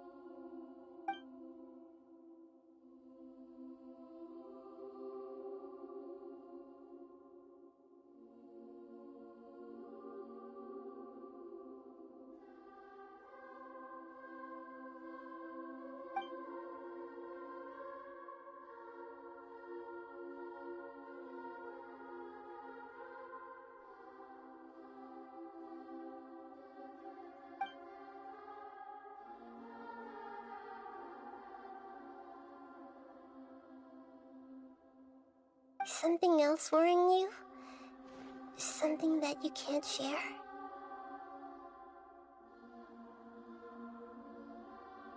It couldn't change the fate of the ones who had died, right? Once the Balladeer realized he hadn't been betrayed after all, it must have completely changed his view of the people of Tatarasuna. Now he saw them as friends again. He couldn't keep hating humans after that. And if he thought there was a chance he could save his old friends, it would be hard not to try. The story makes sense, every part of it. The Balladeer tried to achieve godhood with the Doctor's help. He was unsuccessful, but retained the power to connect with Irminsul. That power then enabled him to change what was recorded in Irminsul and erase himself, even though he didn't have much strength left. Yeah, it does make sense, but it still ended in tragedy for his friends. It just feels so hopeless. He gave everything to do this, but it seems like he got nothing in return.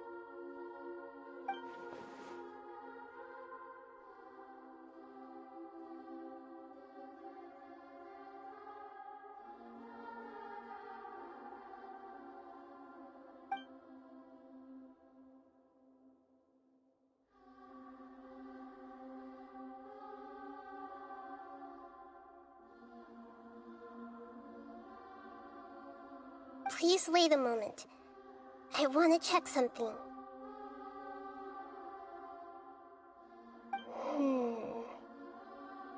Found it. This should be the one. It turns out that I have a strange way of confirming everything she has told us.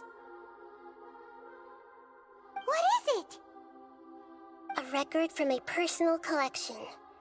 It was tucked away in a corner. You should take a look.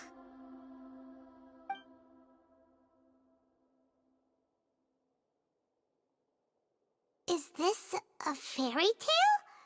Who wrote it?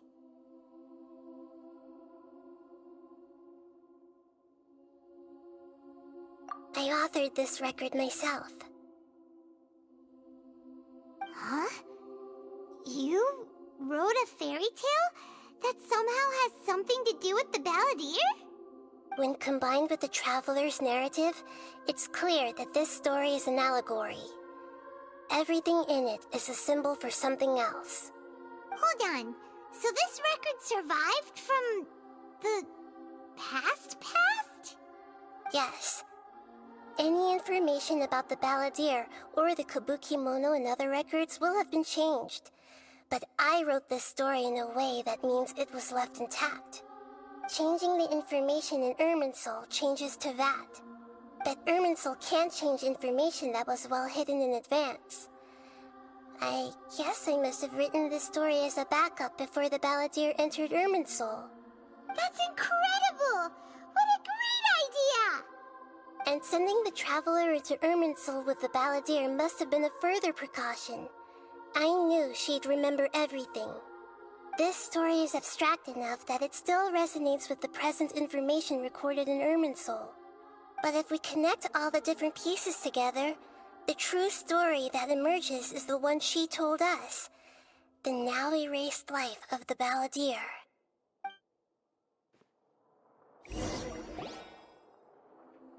There was once a lone monster draped in fox fur. The monster found a family of foxes, joined them, and they became friends. The monster lived with the family day and night, and everyone treated it as one of their own. Once in a while, the monster would take off its fox fur at night and lament to itself as it gazed at its reflection in the water. I am a monstrosity, yet they are too foolish to see it. I pity them. But the monster soon found solace when another came to live among the foxes who was not their kin. A kitten, carved from the wood of a white tree who had been abandoned by the humans. The kitten too wished to become a fox, but its tail was too slender and it could not grow a coat of richly colored fur. Yet when the other foxes saw this, they spoke words of comfort to the kitten. Even without a tail and fur like ours, you are still one of us. Furious at this happy resolution, the monster lit a fire on the mountain. The terrified animals panicked as the fire spread. The only way to extinguish the flames was to make a sacrifice. A gray fox stood up and addressed the monster. It said, "You are the cleverest among us. Surely you can help us find a way to solve this." The monster smiled, led the fox toward the fire, and murdered it. The gray fox's heart was turned into a beautiful drop of water, clear, spotless, and pure. The monster gave the heart of water to the kitten, telling him, "The foxes have decided. You are the one who must be sacrificed. Take this, quench the flames, and die for your fox kin." The fire was extinguished, but the kitten lived. It left that side of the mountain and found a little bird who had a broken wing. The two promised they would spend their whole lives together, but the little bird did not have long left to live. It passed away soon after. After burying the bird, the kitten left the mountain for good. Never again would it cherish a single creature, nor a single blade of grass that stood on that mountain. The kitten spent the nights wandering aimlessly, gnashing its teeth at the moon. How it wished to swallow the moon and devour the moonlight. If the world could only return to darkness, then it would finally be peaceful and content. I will become the new moon, the answer to everything. Then, no one will know that there were once birds, foxes, and cats in this world. And no one can know that they were different.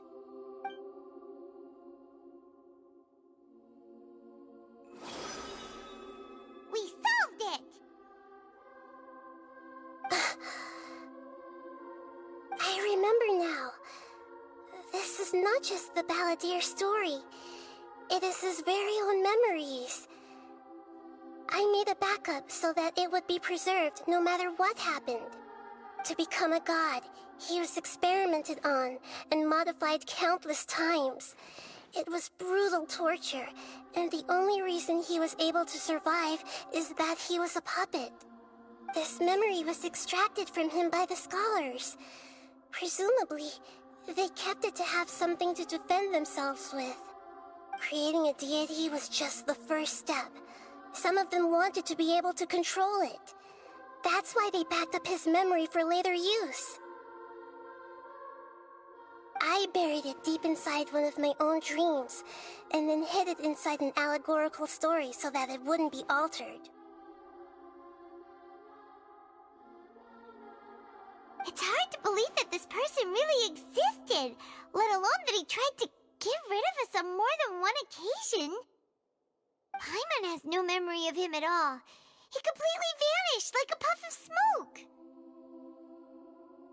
The Balladeer agreed to help me look for information about the Descenders, and although he was unsuccessful, he still helped you. Before he vanished, he confirmed an important detail, that Conria was where your twin first came into this world. We still don't know how the change to Irminsul will affect the senior ranks of the Fatui, but in all likelihood, they won't even remember their own Harbinger. It sounds like Paimon wouldn't like this guy a whole lot if he was still around. But still, Paimon doesn't like the way it all ended that much better. This is why wisdom alone cannot answer all our questions. We look, we see, and we comprehend, but the question still troubles us. So the answer is not everything. People yearn to find the truth and then conquer the troubles they face. When you give someone the truth, you give them a chance to choose their own destiny. To others looking on, this may seem like a pointless endeavor, but for him, the chance to act on his desire to disappear must have meant a lot. Never forget that even when we walk beneath dark clouds along a road filled with suffering, the light of wisdom is always there, guiding us toward a better destination. And that is what you have been doing all along. Yeah, Nahita's right. Cheer up! How about we go get something to eat? We can pick up this heavy conversation again later. Good idea. Paimon, why don't you take her out for a walk to clear her head?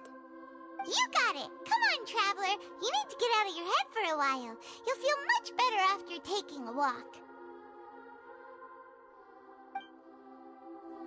Let's go get a snack from one of the stalls in the Grand Bazaar! That'll be sure to lift our spirits. It must be really tough being the only one who remembers all that. But Paimon's always here to help cheer you up. There's a few things I'd like to look into. You should go take a walk and try to unwind.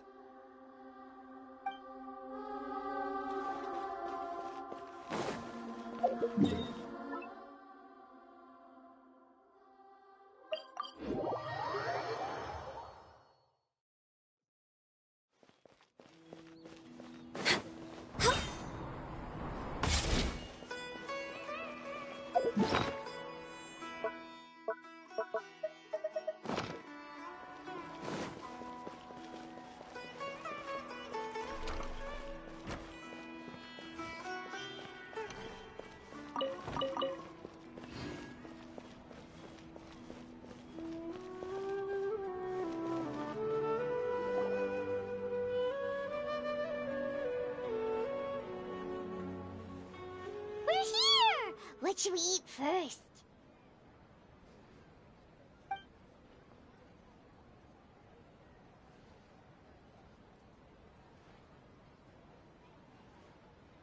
Hey, are you gonna answer or what?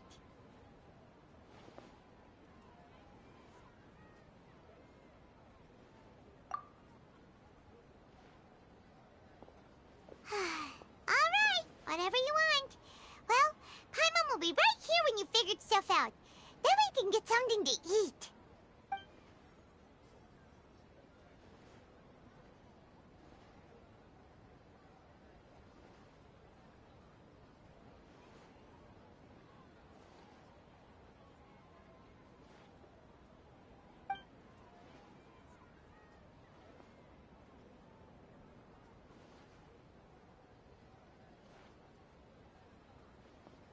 What is it? Have you figured it all out?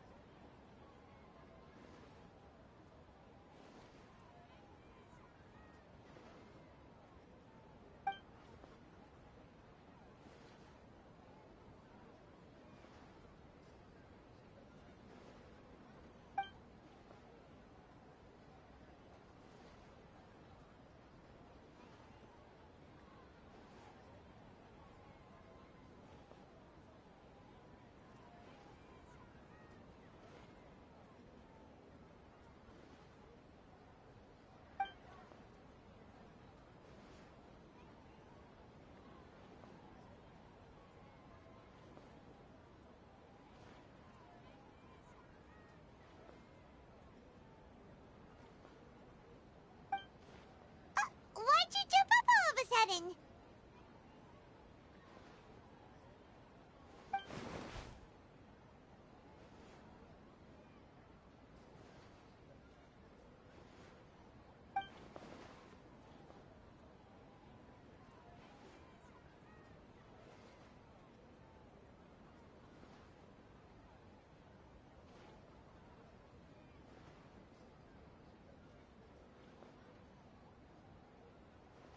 Excuse me, boss. There seems to be a small problem with the last bill. Look, here.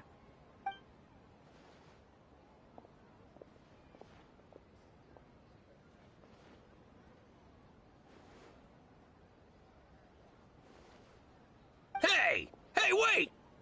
Hmm? You mean me? No, not you. That kid! Didn't you see? Little rascal grabbed my last 2 fresh Sunsettias and ran off.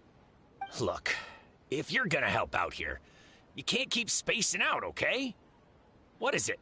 Work's too boring for you? Or has the big city got too many distractions? I wasn't paying close enough attention. Sorry, boss. I think you're right. Maybe it's the city. It's so exciting. It can be hard to focus. Who's that guy? You know him or something?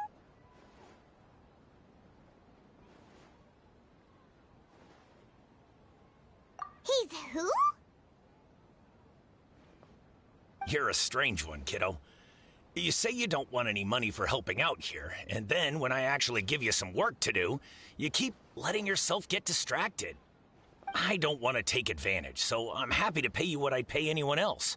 But if you keep acting like this, pretty soon I won't be able to afford to. No, please. I mean it. You don't need to pay me anything. I'm just so thankful you agreed to take on an outsider like me. You're welcome, I guess. But I got bigger things to worry about. Look, we're all out of Sunsettias, and I promised the lady down the street I'd deliver a fruit bowl this evening. Leave it to me. I'll find some more. Just a moment. I'll be right back. Stop. I'm gonna level with you, kiddo. I've never met a worker who said they didn't want a wage before. And at first, I got greedy. Couldn't believe my luck. But I figured you'd start asking for something in return eventually. You don't want money. You don't take days off.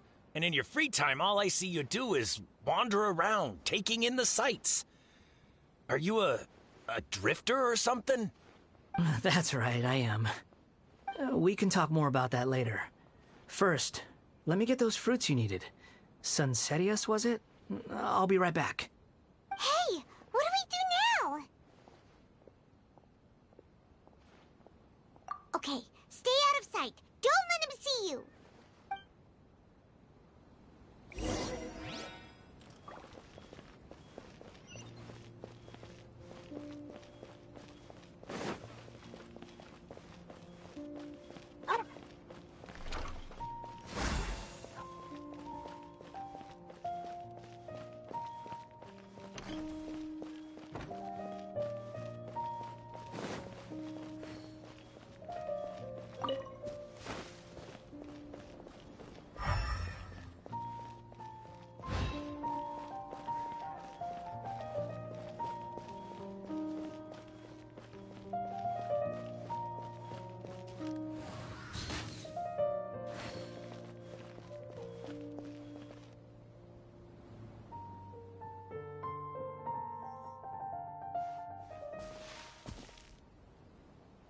Yeah, this'll do. Even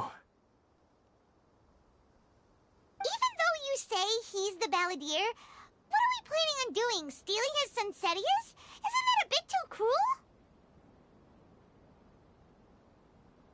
Oh, alright. This should be enough. Guess I should wash them before I take them back.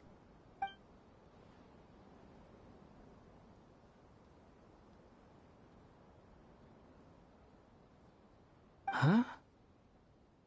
You two over there. Is there something I can help you with? He spotted us! You've been following me all the way from the city. I'd have to be blind not to notice. Have we met before? No, we haven't met. But you know me? I have no recollection.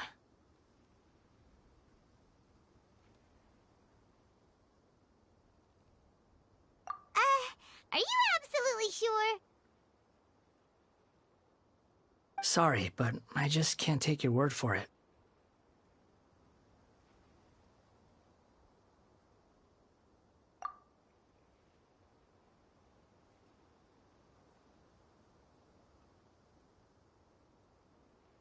A puppet?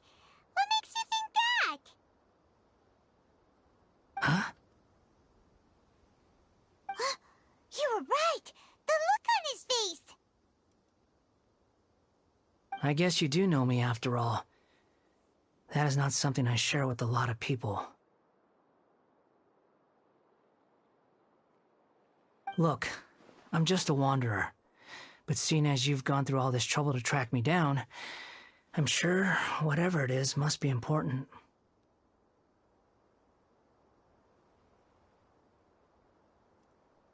Okay, but please let me deliver these goods to my boss first. Are you really working for that guy? He said you don't want any more for it. Is that true? Yes, I ran into him out in the wilderness during a storm, and he let me take shelter in his cart. In return, I said I'd be his helper for a while. That's oddly nice of you. Let me take these back. Then I'll come with you, okay? Then let's return to the city.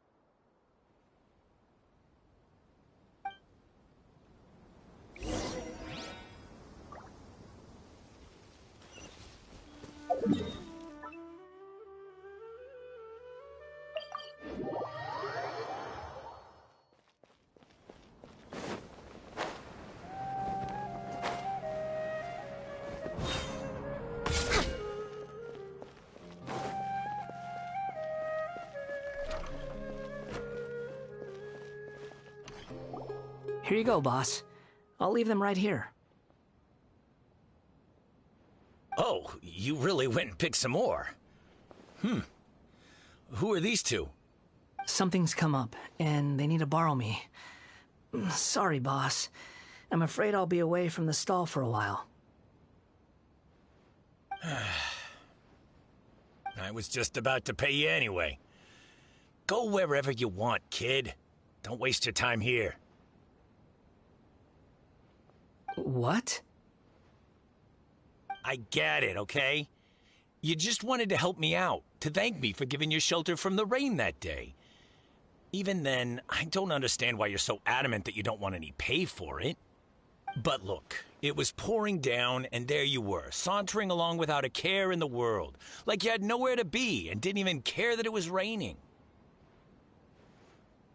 Imagine you were me for a second. It's a little weird, right?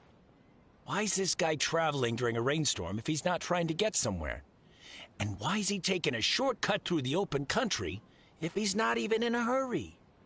But anyway, taking you in didn't put me out even slightly. You don't owe me a thing for it. Certainly not all this. Your time is valuable. You know, you should go live your life. But I don't...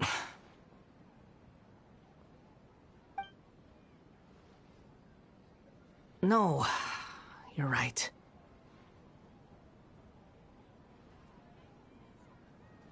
Then I suppose this is where we say goodbye. Thank you again for taking me into the city.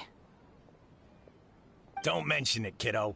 I've run into all kinds of characters over the years. I just hope you find your path. Thank you.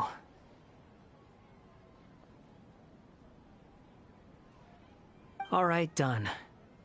Thanks for waiting for me. We can go now.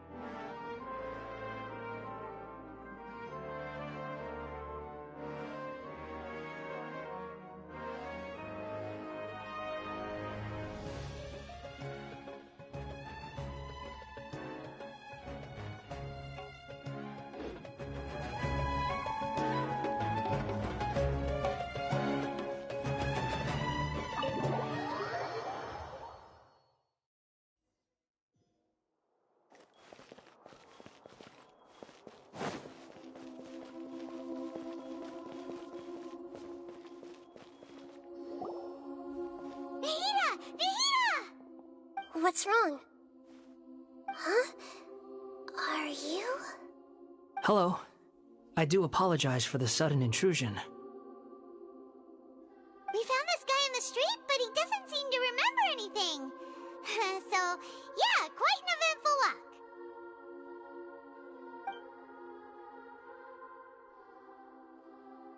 You say that you're trekking across Teyvat to train yourself. Many other Inazumans who describe themselves in this way call themselves Shugenja. Why do you refer to yourself as a wanderer? Well, it seems more relevant in my case. To me, it sounds like a plant with no roots. But these two claim that they know me, and that I have a hidden past unknown even to myself. I wouldn't call it the past, but rather... this is a difficult one to explain. I don't like to rely on using terms like this often, but in your case, it seems that it ought to be called, previous incarnation. Oh, like a past life or something? Yes, something far more distant than the past. So far away that you cannot perceive it. Okay, I have to ask. What was I like in my previous incarnation?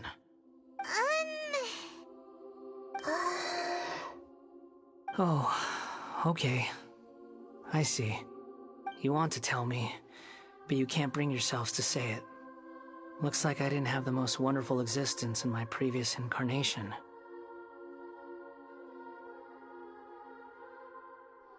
If it's that difficult to talk about, I have no doubt it will be just as difficult to hear, but I'll be able to handle it. Please, tell me the truth. Is truth something you care a lot about? Yes. Then I'll be straight with you. In your previous incarnation, you did many things that would be considered evil. You nearly died because of what other people did, and many died because of you. As a non-human being, you hated gods and humans alike.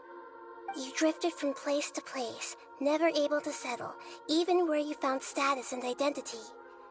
You adamantly believed that you were missing a heart. Actions rooted in persistence sometimes bear bitter fruit. Sometimes, you have to let parts of yourself go, or you'll never be happy.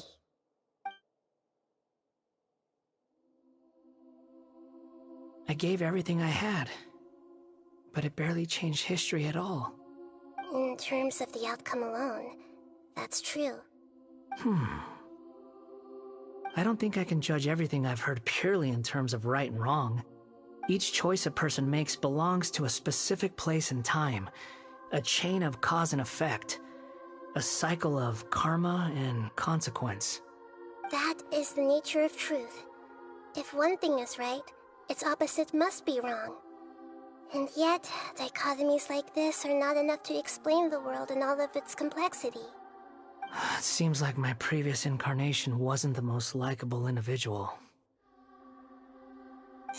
We're not trying to hurt your feelings or anything, but yeah, we weren't your biggest fans.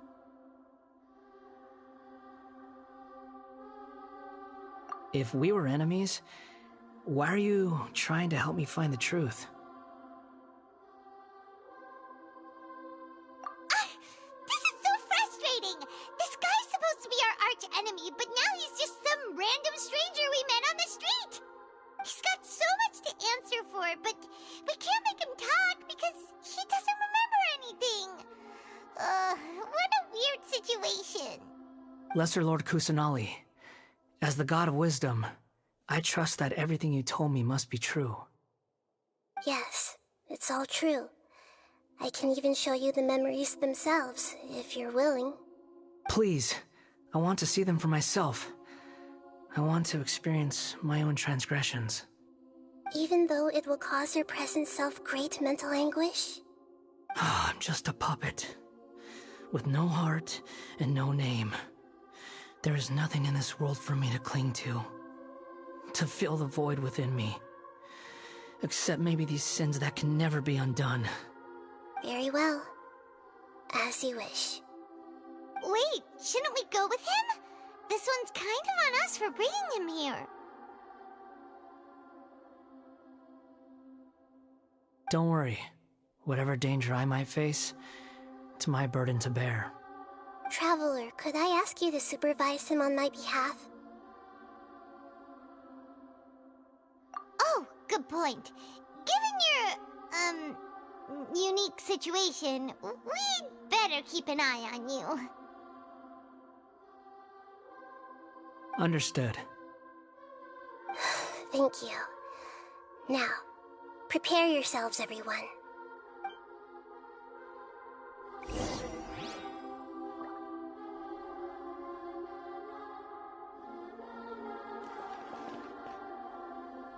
No matter what lies ahead, I'll face it. Whatever it takes. I'm just sorry that you have to join me for the whole thing.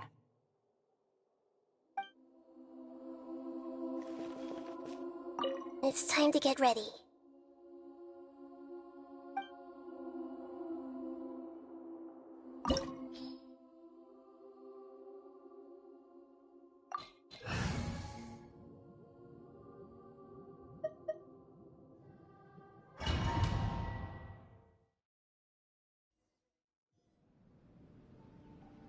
This looks like Inazuma. Right now, you're in a dream I created using information extracted from your memories. These memories will show you the raw truth, but be aware that enemies may react just like in the real world. Please be careful. Sounds like an immersive experience. It's a good thing we came along. You don't need to do this for me. I don't deserve your protection. We never give up halfway. Well, we had to once, but that was your doing. All right. Thanks. Wanderer, this is the Shake Pavilion. In your Balladeer incarnation, this is where the Electro Archon placed you after your creation. You had a great many memories here. Is that because this is kind of like his birthplace? You could say that, in a sense. You'll see why shortly. I hear footsteps. This place is huge. I can't believe the landslide didn't fill it in. I wonder who built it. The Crystal Marrow Miners? No, there's no way. Look at this exquisite construction work, and so well preserved, too. No mining crew would be capable of this. There's someone passed out on the ground. Who are you? You're awake. What happened? How'd you get stuck here? Are you injured? Not a scratch. And these fine clothes. Who are you? This man is Katsuragi, deputy to Torichiyo's adopted son, Mikoshi Nagamasa. He found the Balladeer in Shake Pavilion and took him back to Tatarasuna. And the rest is history.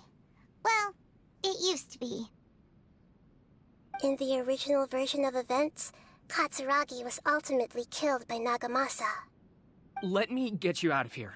Our people are nearby. Hang in there. During the Tatarasuna incident, Niwa was murdered by the doctor disguised as a mechanic. The Balladeer, then known as the Kabukimono, disappeared not long after. As the second in command at Tatarasuna, responsibility for what had happened fell to Mikoshi Nagamasa.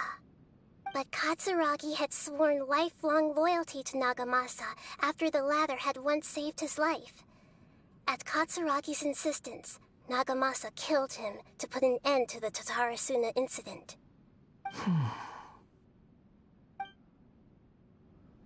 Katsuragi seems like he was a good guy. He looks like a warrior, but he has a kind face. Why couldn't he live a long and happy life?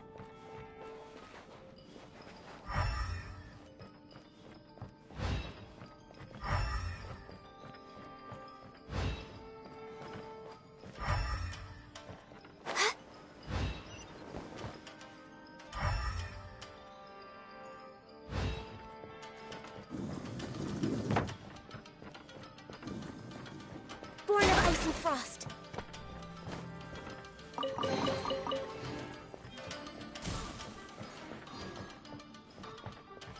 Nagamasa, I found this young guy in a cave sealed off by a landslide. He doesn't remember his name. Well, we need to call you something. I hear the workers are calling you the Kabukimono. That's fine with me. Katsuragi, report to Niwan. Tell him we have someone new joining us.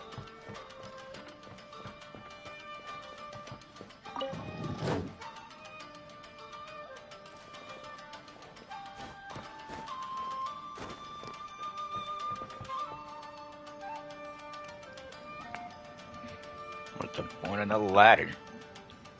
All that did was make me be able to get that shit up out of mist.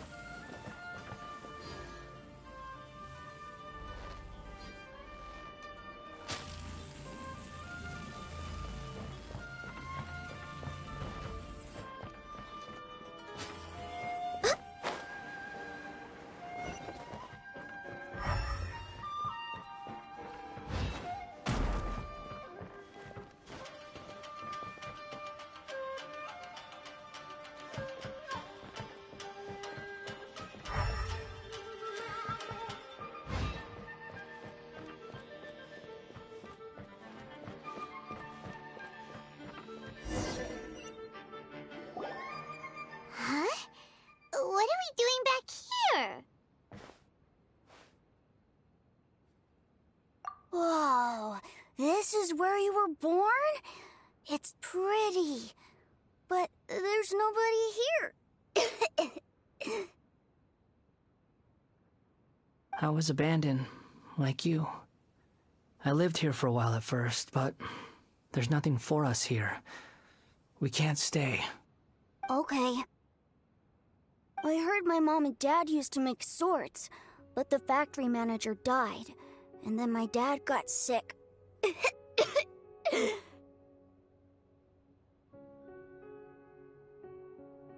He kept coughing all the time, just like me. Then Mom started coughing too. But you can't. You promised me. Yup, we're family now. We're gonna be together forever and ever. This child didn't have a name. Or rather, the balladeer didn't know what to call him. His father died before he could name him. After his mother died, the child stayed in their straw hut alone. Some of the neighbors helped to raise him. After leaving Tatarasuna, the balladeer ran into this child who didn't have a name, just like him. They made a promise to live together. What happened to the child then? He died from his illness while he was still very young. The balladeer came home one day and found that he had stopped breathing. Hey! What's wrong? Say something! You promised me we could be family! You're no different from Niwa and all the others. You betrayed me too.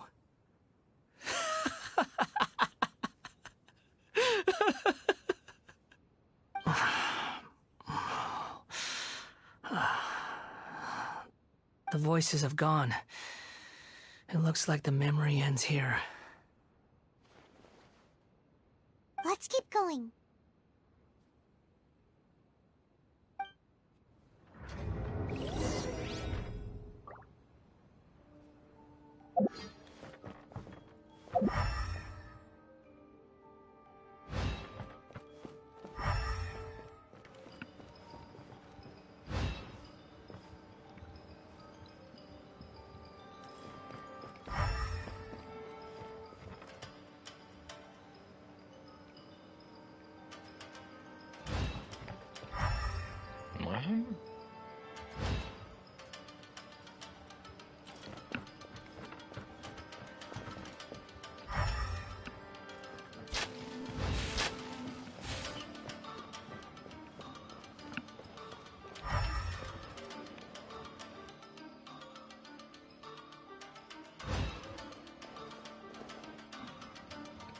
Okay. I need to miss something.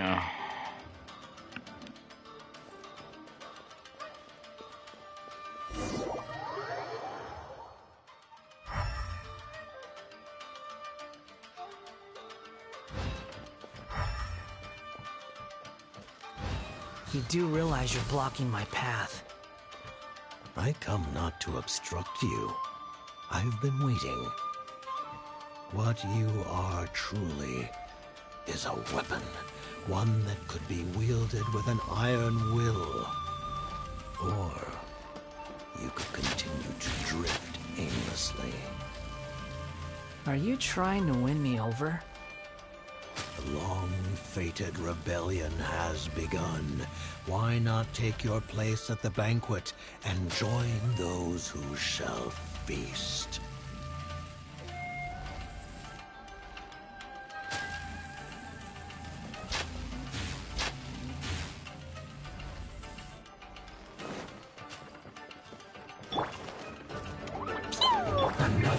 The wind knows me. Clouds high. The birds come. Stay right there. Let's end this quick. I guess this is it. Well met. Dumpy Dumpty Put your go! back into it. You can't run. Well, Access denied.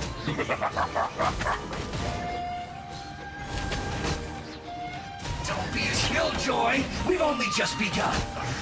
I miscalculated.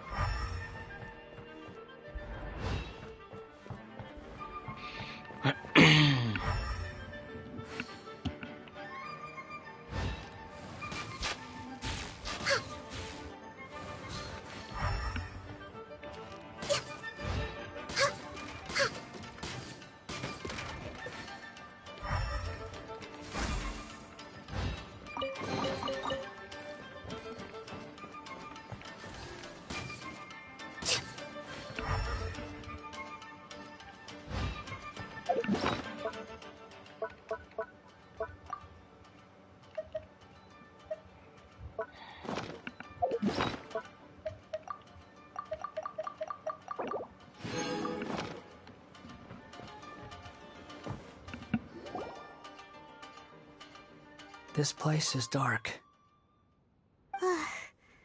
Paimon knows this place.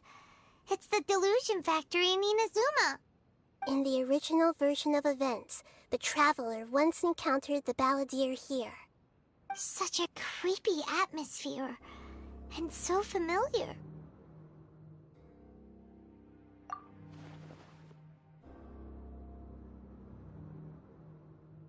Hey, look over there! Well, well, my fair lady.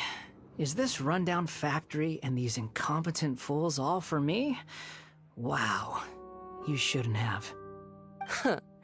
What do you have to gain from belittling your subordinates? You might not want to admit it, but you are a part of this plan. Perhaps you find fighting in the Abyss to be a more meaningful use of your time? Oh, but of course, even this pales in comparison to being experimented on by the Doctor. What a sharp tongue you have. Funny how negotiating never seems to be your strong suit. For the task ahead, I suggest you keep your true feelings to yourself. Save your breath. I know what I have to do. I'm sure you think so, but I still think you need to hear it. Don't start thinking you're invincible, and don't let your emotions get in the way. Surely you're not worried about me. I just can't have you getting in my way. You and Child never fail to find ways to complicate things. I'm merely lighting a little fire in this chaotic nation. But you, being tossed out like trash, must make you want to destroy it completely. Do you remember the last time you were here? That was a lot of swordsmiths you killed. I'm sure the descendants of the Raiden Gokaden are still suffering the consequences now.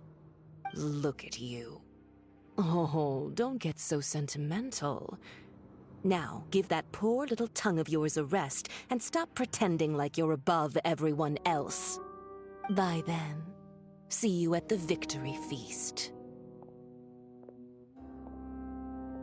Poor little tongue? She's playing with fire talking to me like that. Who does she think she is? Forget it.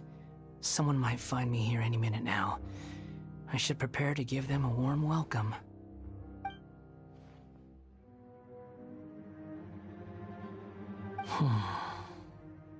The plot does not end here. There is more of this story to come. Wanderer, are you able to continue? Yes. Please don't worry about me. Why are you staring at me in silence? Can't you think of a nicer way to express yourself? I'm under no obligation to be nice to you. Besides, I thought nothing mattered to you except results in your own interests. Isn't that right, witch? Muddle-headed puppet. You're only number 6 because you can take more abuse than other humans. Do you really count that as an asset? You're about as much fun to be around as a raging inferno. But before we murder each other, it'd be best if we finish our duties. So soon? The merrier. Prepare yourself. The wind knows me. Just once more.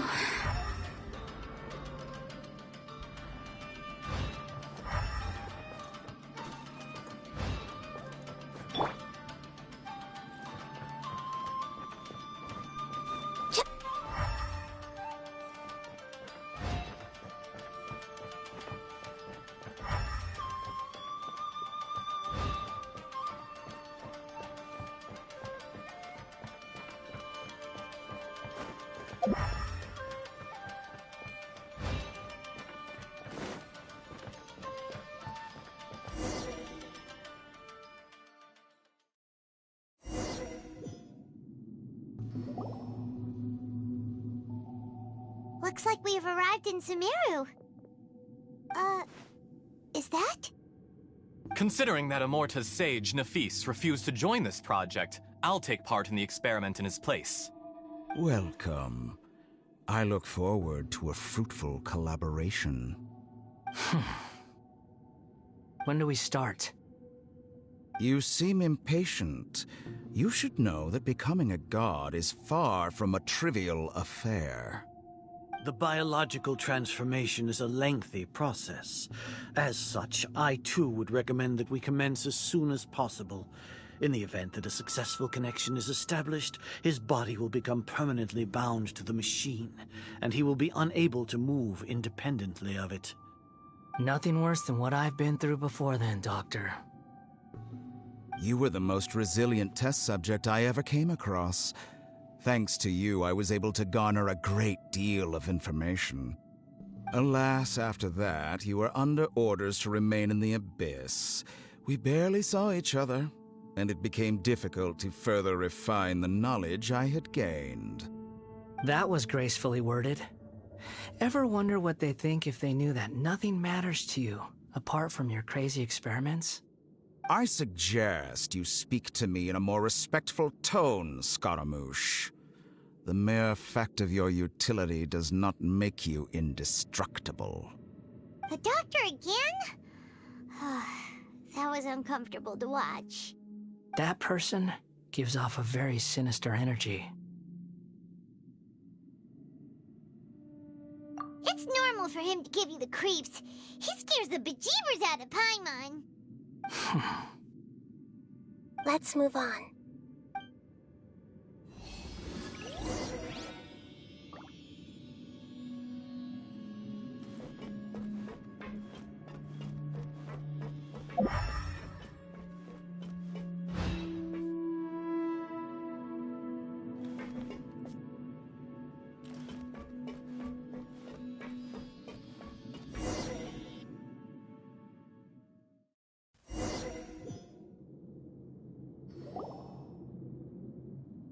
You're a god. Do you think I'm evil?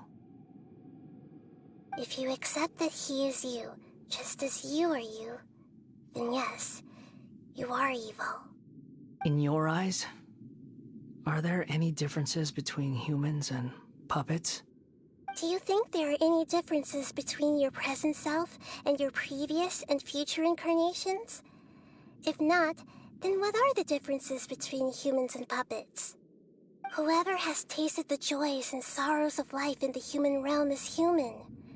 Whoever has loved and lost, cried with grief, howled with rage at the tragedy of death that eclipses the miracle of life, they are human too.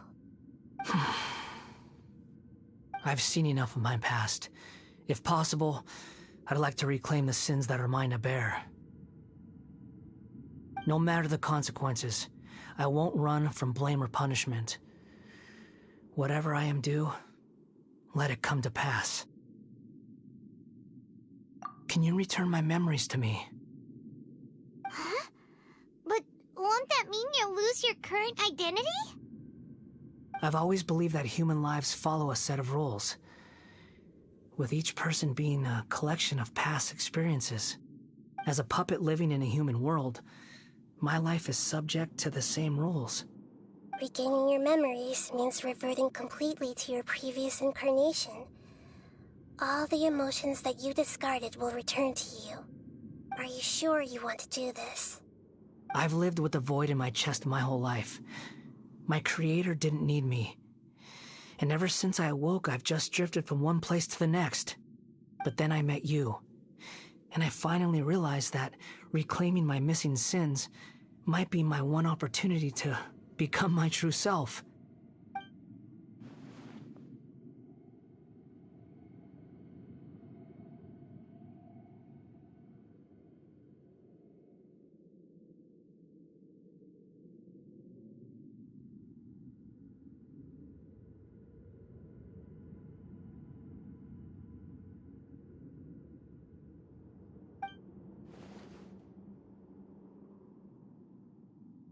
I've always felt I have an innate tendency to yearn for something more, in a way that goes deeper than for most people.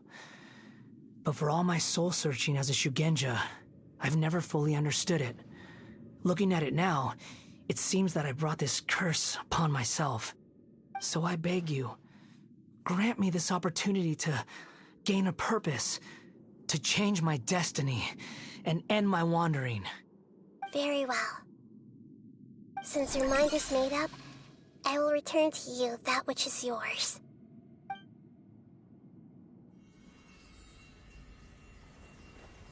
You have made your decision. Now, take this.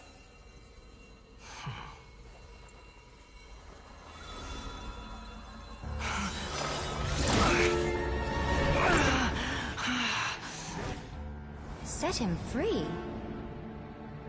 A puppet? What's he doing here?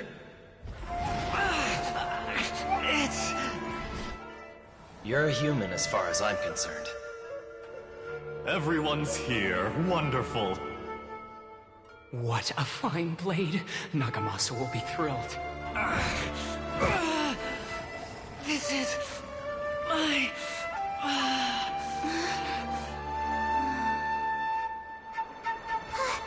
Is he alright?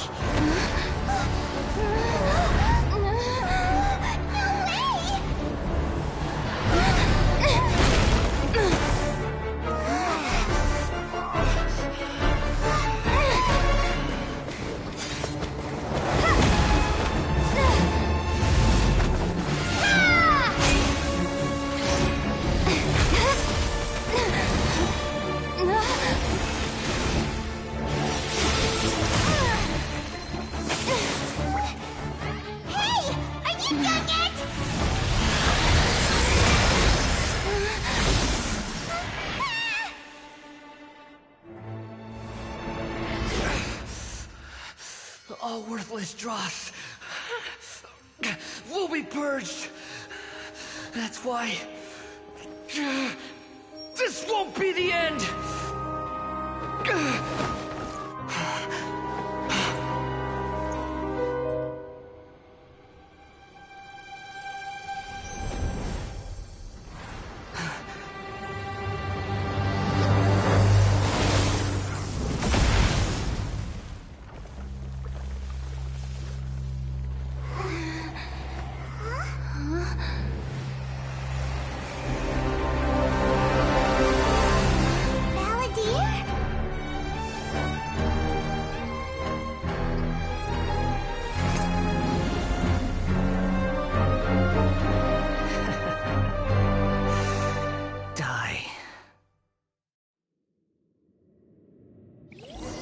This is trying my patience. Have you got all your memories back now? Have you got any more stupid questions? Insignificant past!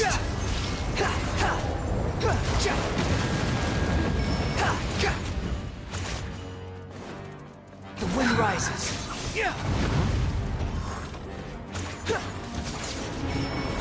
Churn!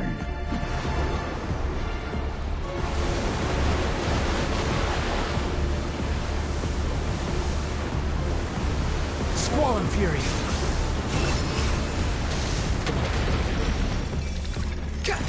At my command, you shall fall.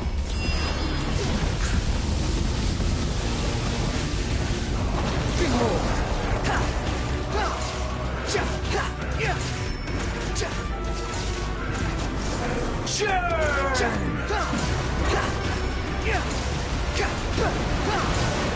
Wind rises.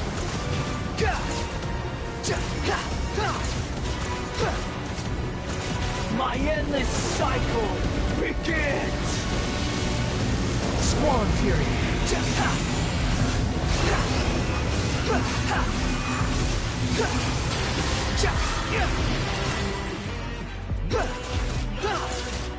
Feeble human! Wretched vermin!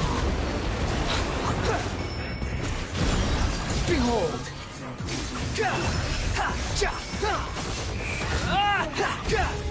Insignificant past! Squall Fury!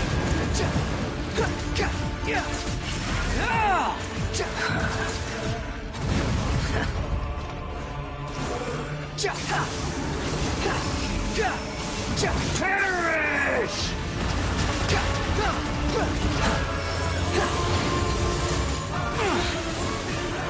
Behold! Churn!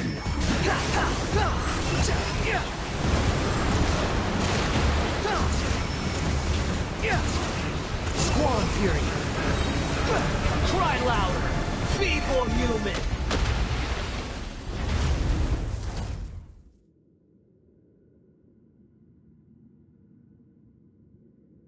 Imbecile! Get out of my sight. It disappeared. Did we win? What did you expect? I'd never lose to that. There's the tone of voice again. You're definitely back to your old self.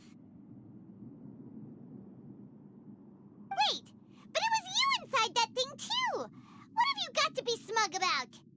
Sorry. I'm harsh on myself and everyone else. Just the way I am. You sound like you're concerned about me.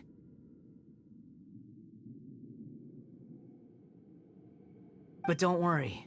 Thanks to you, even if I didn't change a thing, at least I now know the truth. The memory recovery seems to have been a success. This dream has served its purpose. Come on. Let's continue this outside.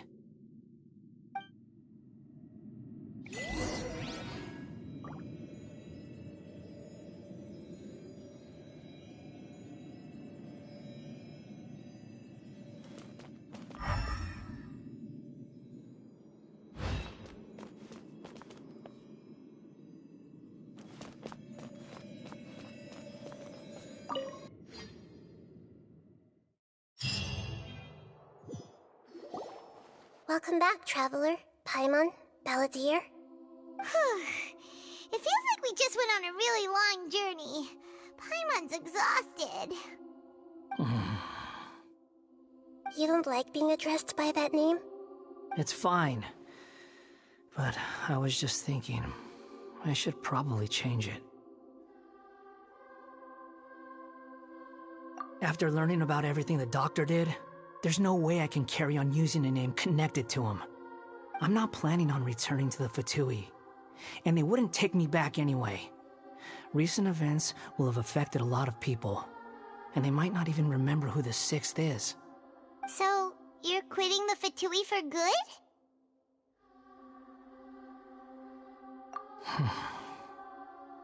It's like you said, Lesser Lord Kusanali. Everything may look futile, but it wasn't completely meaningless. At least I made a lot of people forget about me. But that doesn't mean your own past has disappeared. Of course. And your main goal, for which you gave up everything you had, you weren't able to achieve it. I hope you can see and understand that.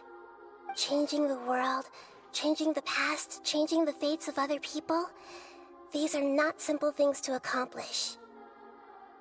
What you are looking for is complete annihilation. But this is just a fantasy. Even if the Balladeer is removed from existence, the world will not heed your will. Indeed. How ridiculous. Do you regret doing all that when you've gotten so little in return?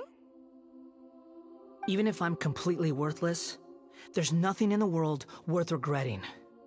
Lesser Lord Kusanali, you purposely left that information in Irminsul, didn't you? Yes, and I took pains to make sure that you'd acquire that information naturally. Why would you go to such lengths? You trying to win me over too? In all honesty, your past experiences have made you a useful asset to Sumeru and to me. Winning you over was indeed a part of my plan. But before that, I wanted to tell you the truth about your past. If all I wanted to do was use you, then I'd be no different from the doctor. Very clever. I guess you could say that's one of my virtues. Utility to others is what gives me worth.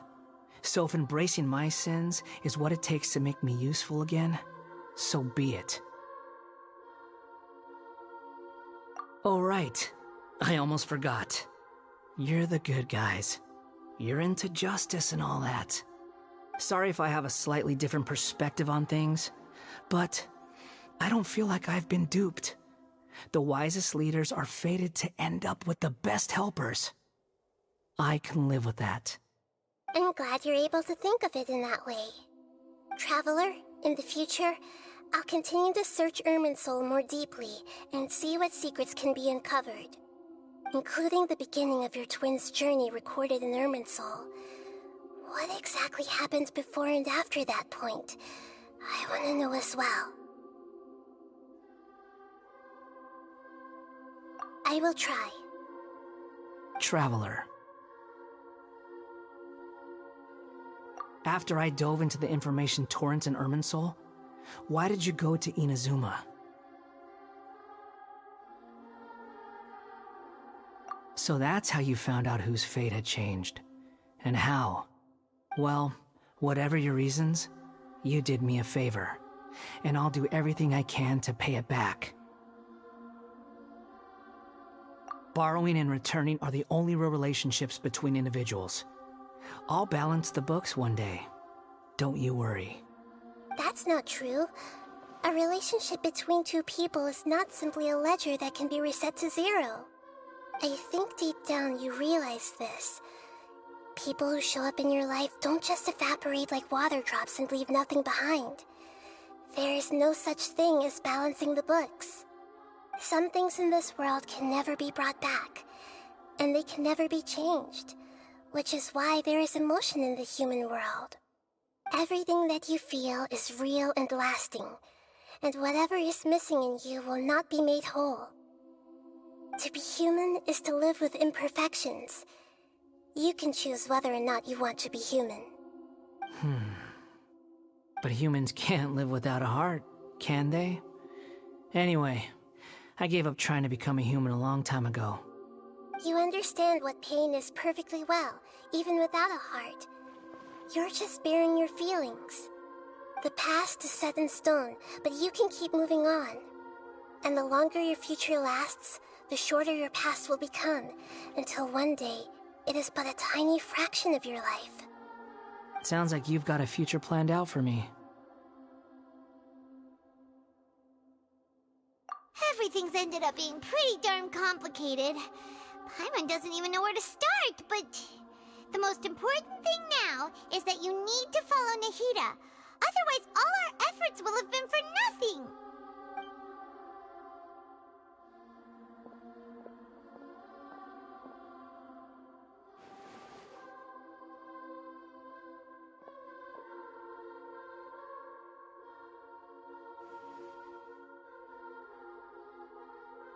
Then I guess I'll be helping you from behind the scenes from now on.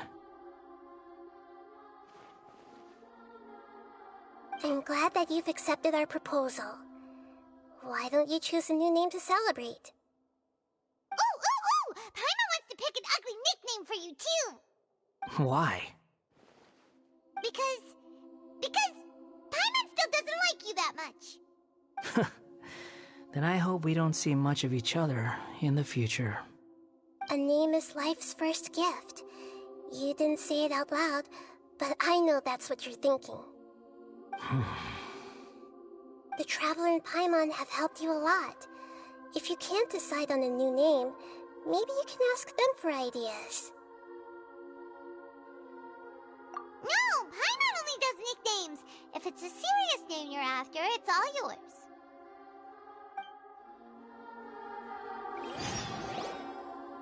Have you got anything?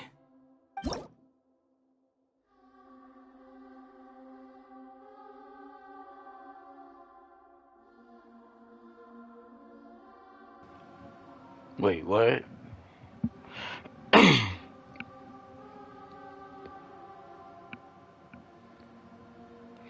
What, we really had to name someone? I hate naming people.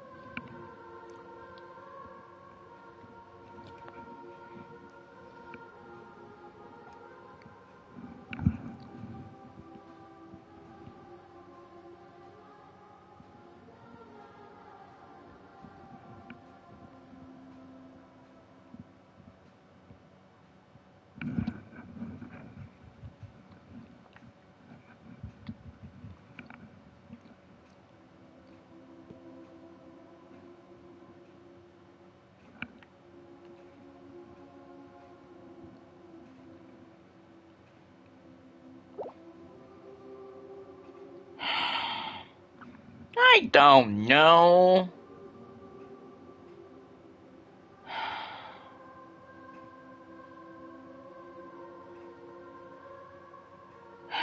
Can I just skip it for now and come back later?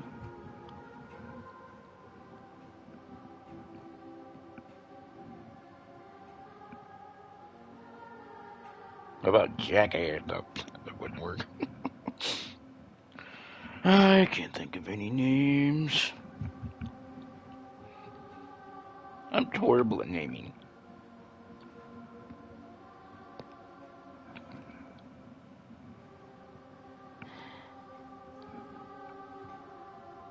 Be here for like an hour to try to figure this out.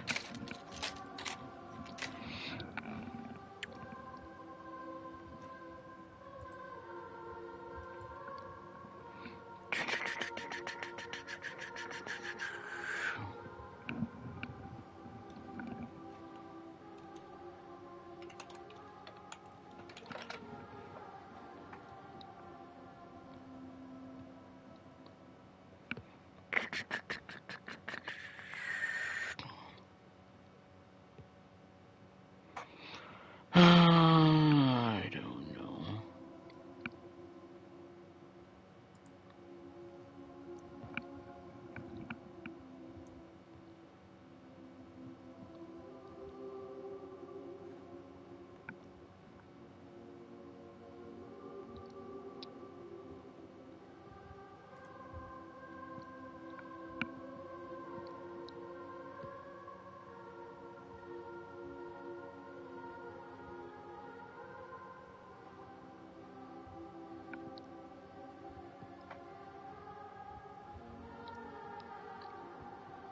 I will end up having to edit this later.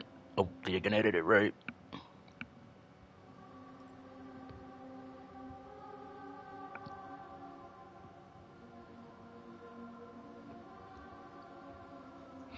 I don't know. I'm gonna just give us a randomizer and I could have just used it.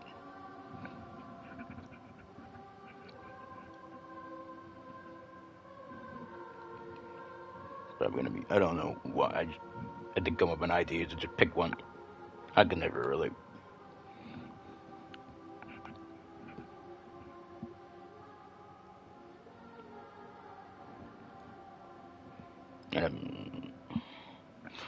It's probably gonna be a stupid name.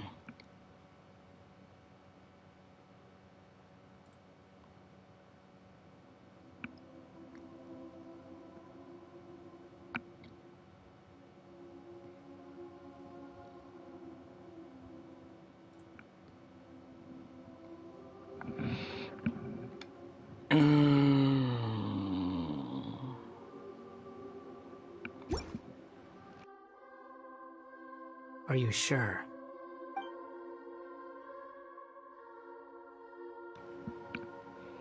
Not really, but need to come up with something. Even though I'm pretty sure whenever it happens, it's just gonna be Wanderer still gonna be used. Should have just kept it Wanderer.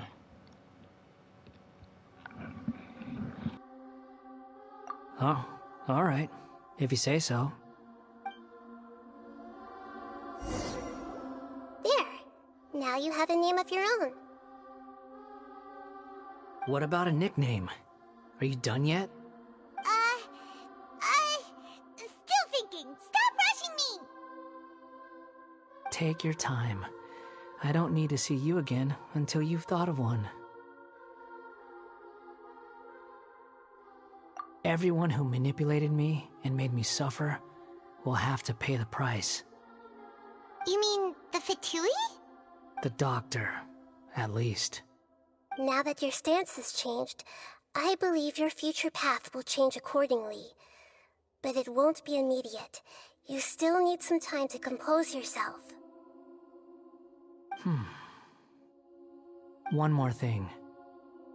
There are still some descendants of the Raiden Gokuden living in Inazuma. Some of them know. Well, they ought to know about the connection between Raiden Gokuden and myself. I don't plan to leave Sumeru for the time being. If you see them in Inazuma, Please tell them that I was the one responsible for the Raiden Gokuden's downfall. Even though the events have been erased from the world, they still deserve to know the truth. I see. That is up to you. Huh? But if we do that, then... It's fine. Let them stab their blades into my chest if they so desire. Maybe that's how it always should have been. What's that look for? Don't make that face. I know what I'm doing. That day will come. Alright. We're done here. Goodbye, wise deity. And you too. He's gone. What he went through today would have been like living an entire lifetime in an instant. He'll need some time to calm down. Yeah, true. But even so, after everything that's happened, he doesn't seem quite as fierce anymore.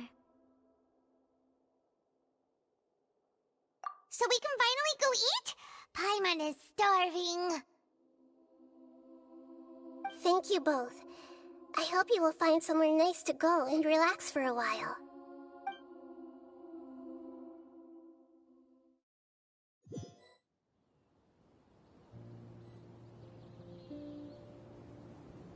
I've got it! I can end my novel with some words from Mikoshi Nagamasa. You mean because everyone else in the story is dead? Yeah, I heard that Mikoshi Nagamasa died at a ripe old age. He's the perfect fit to be the narrator of the epilogue.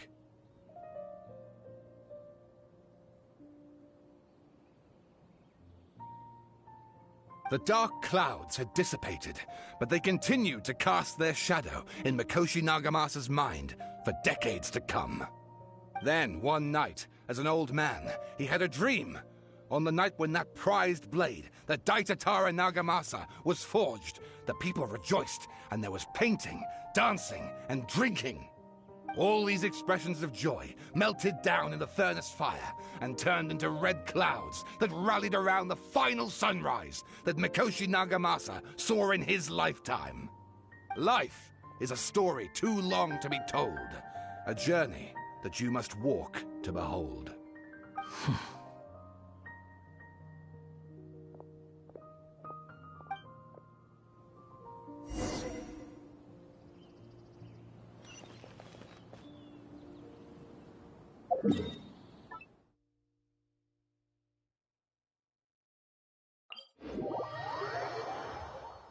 We're way behind schedule. This is pretty long.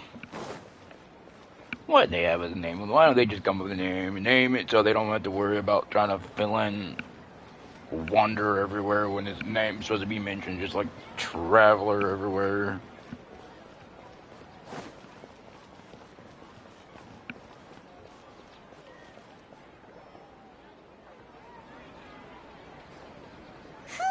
It's about time we had a break. As soon as you stop, all the tiredness and hunger comes rushing back. Wow, great! Huh? Look at the vase. Did someone break it while they were cleaning the room or something? Like, Paimon doesn't remember there being a cleaner.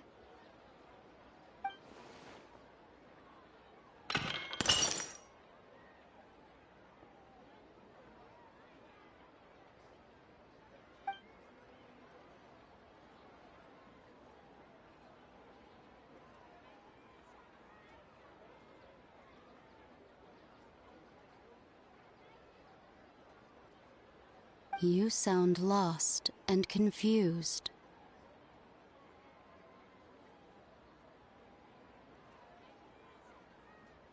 I know why you are troubled. Any who knew of this would find their mind overwhelmed. Huh? Is there someone here talking to us? Unfortunately, the fate of Tevat cannot easily be changed. Perhaps a god may have a slim chance, but for anyone else, who can say? When a small animal runs into a tree trunk, though the tree may sway, it is not displaced. The same is true of fate, like a vase that falls to the ground. Whether it is broken by a cat or by a bird, the result is still a broken vase, is it not? Who are you? How do you know about all this? History does not change easily, but human hearts can.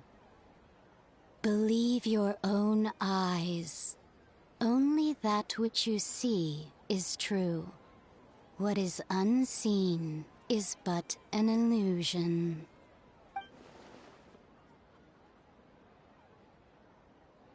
The voice has disappeared. And who the heck was that? And what were they doing coming out of nowhere and saying all that scary stuff?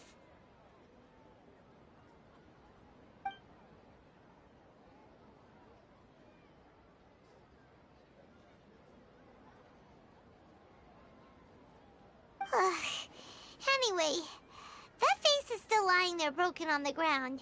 Should Paimon go get someone to clean it up? It feels wrong just leaving it there. Just a moment. Paimon will be right back.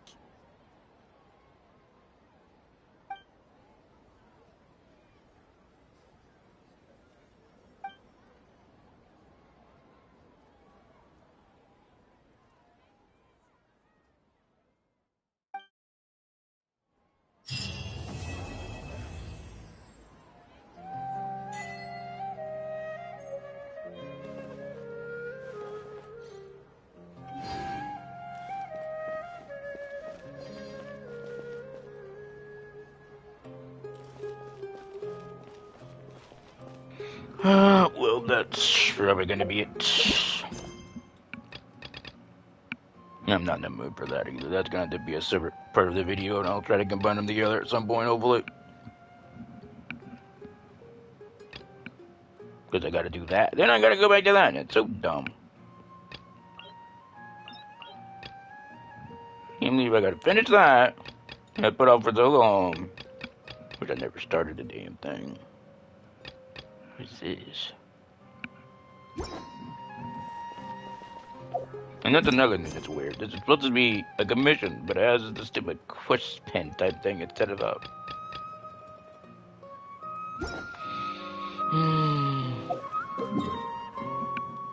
I'm gonna end it here. Actually, oh shit, I wanted to try that again. I could still do it just for the fun of it.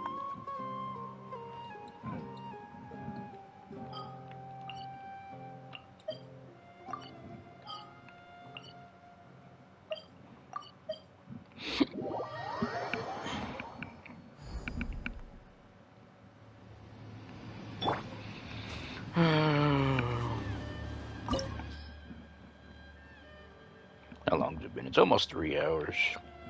Even though I will have to be able to edit, so I could probably make it shorter. Especially that part where I think come up with a stupid name, or find a name, or an idea for the name. I'm just horrible at naming, especially MMORPG characters, any name. I can't really come up with names. It's horrible. I'm probably gonna end the stream here.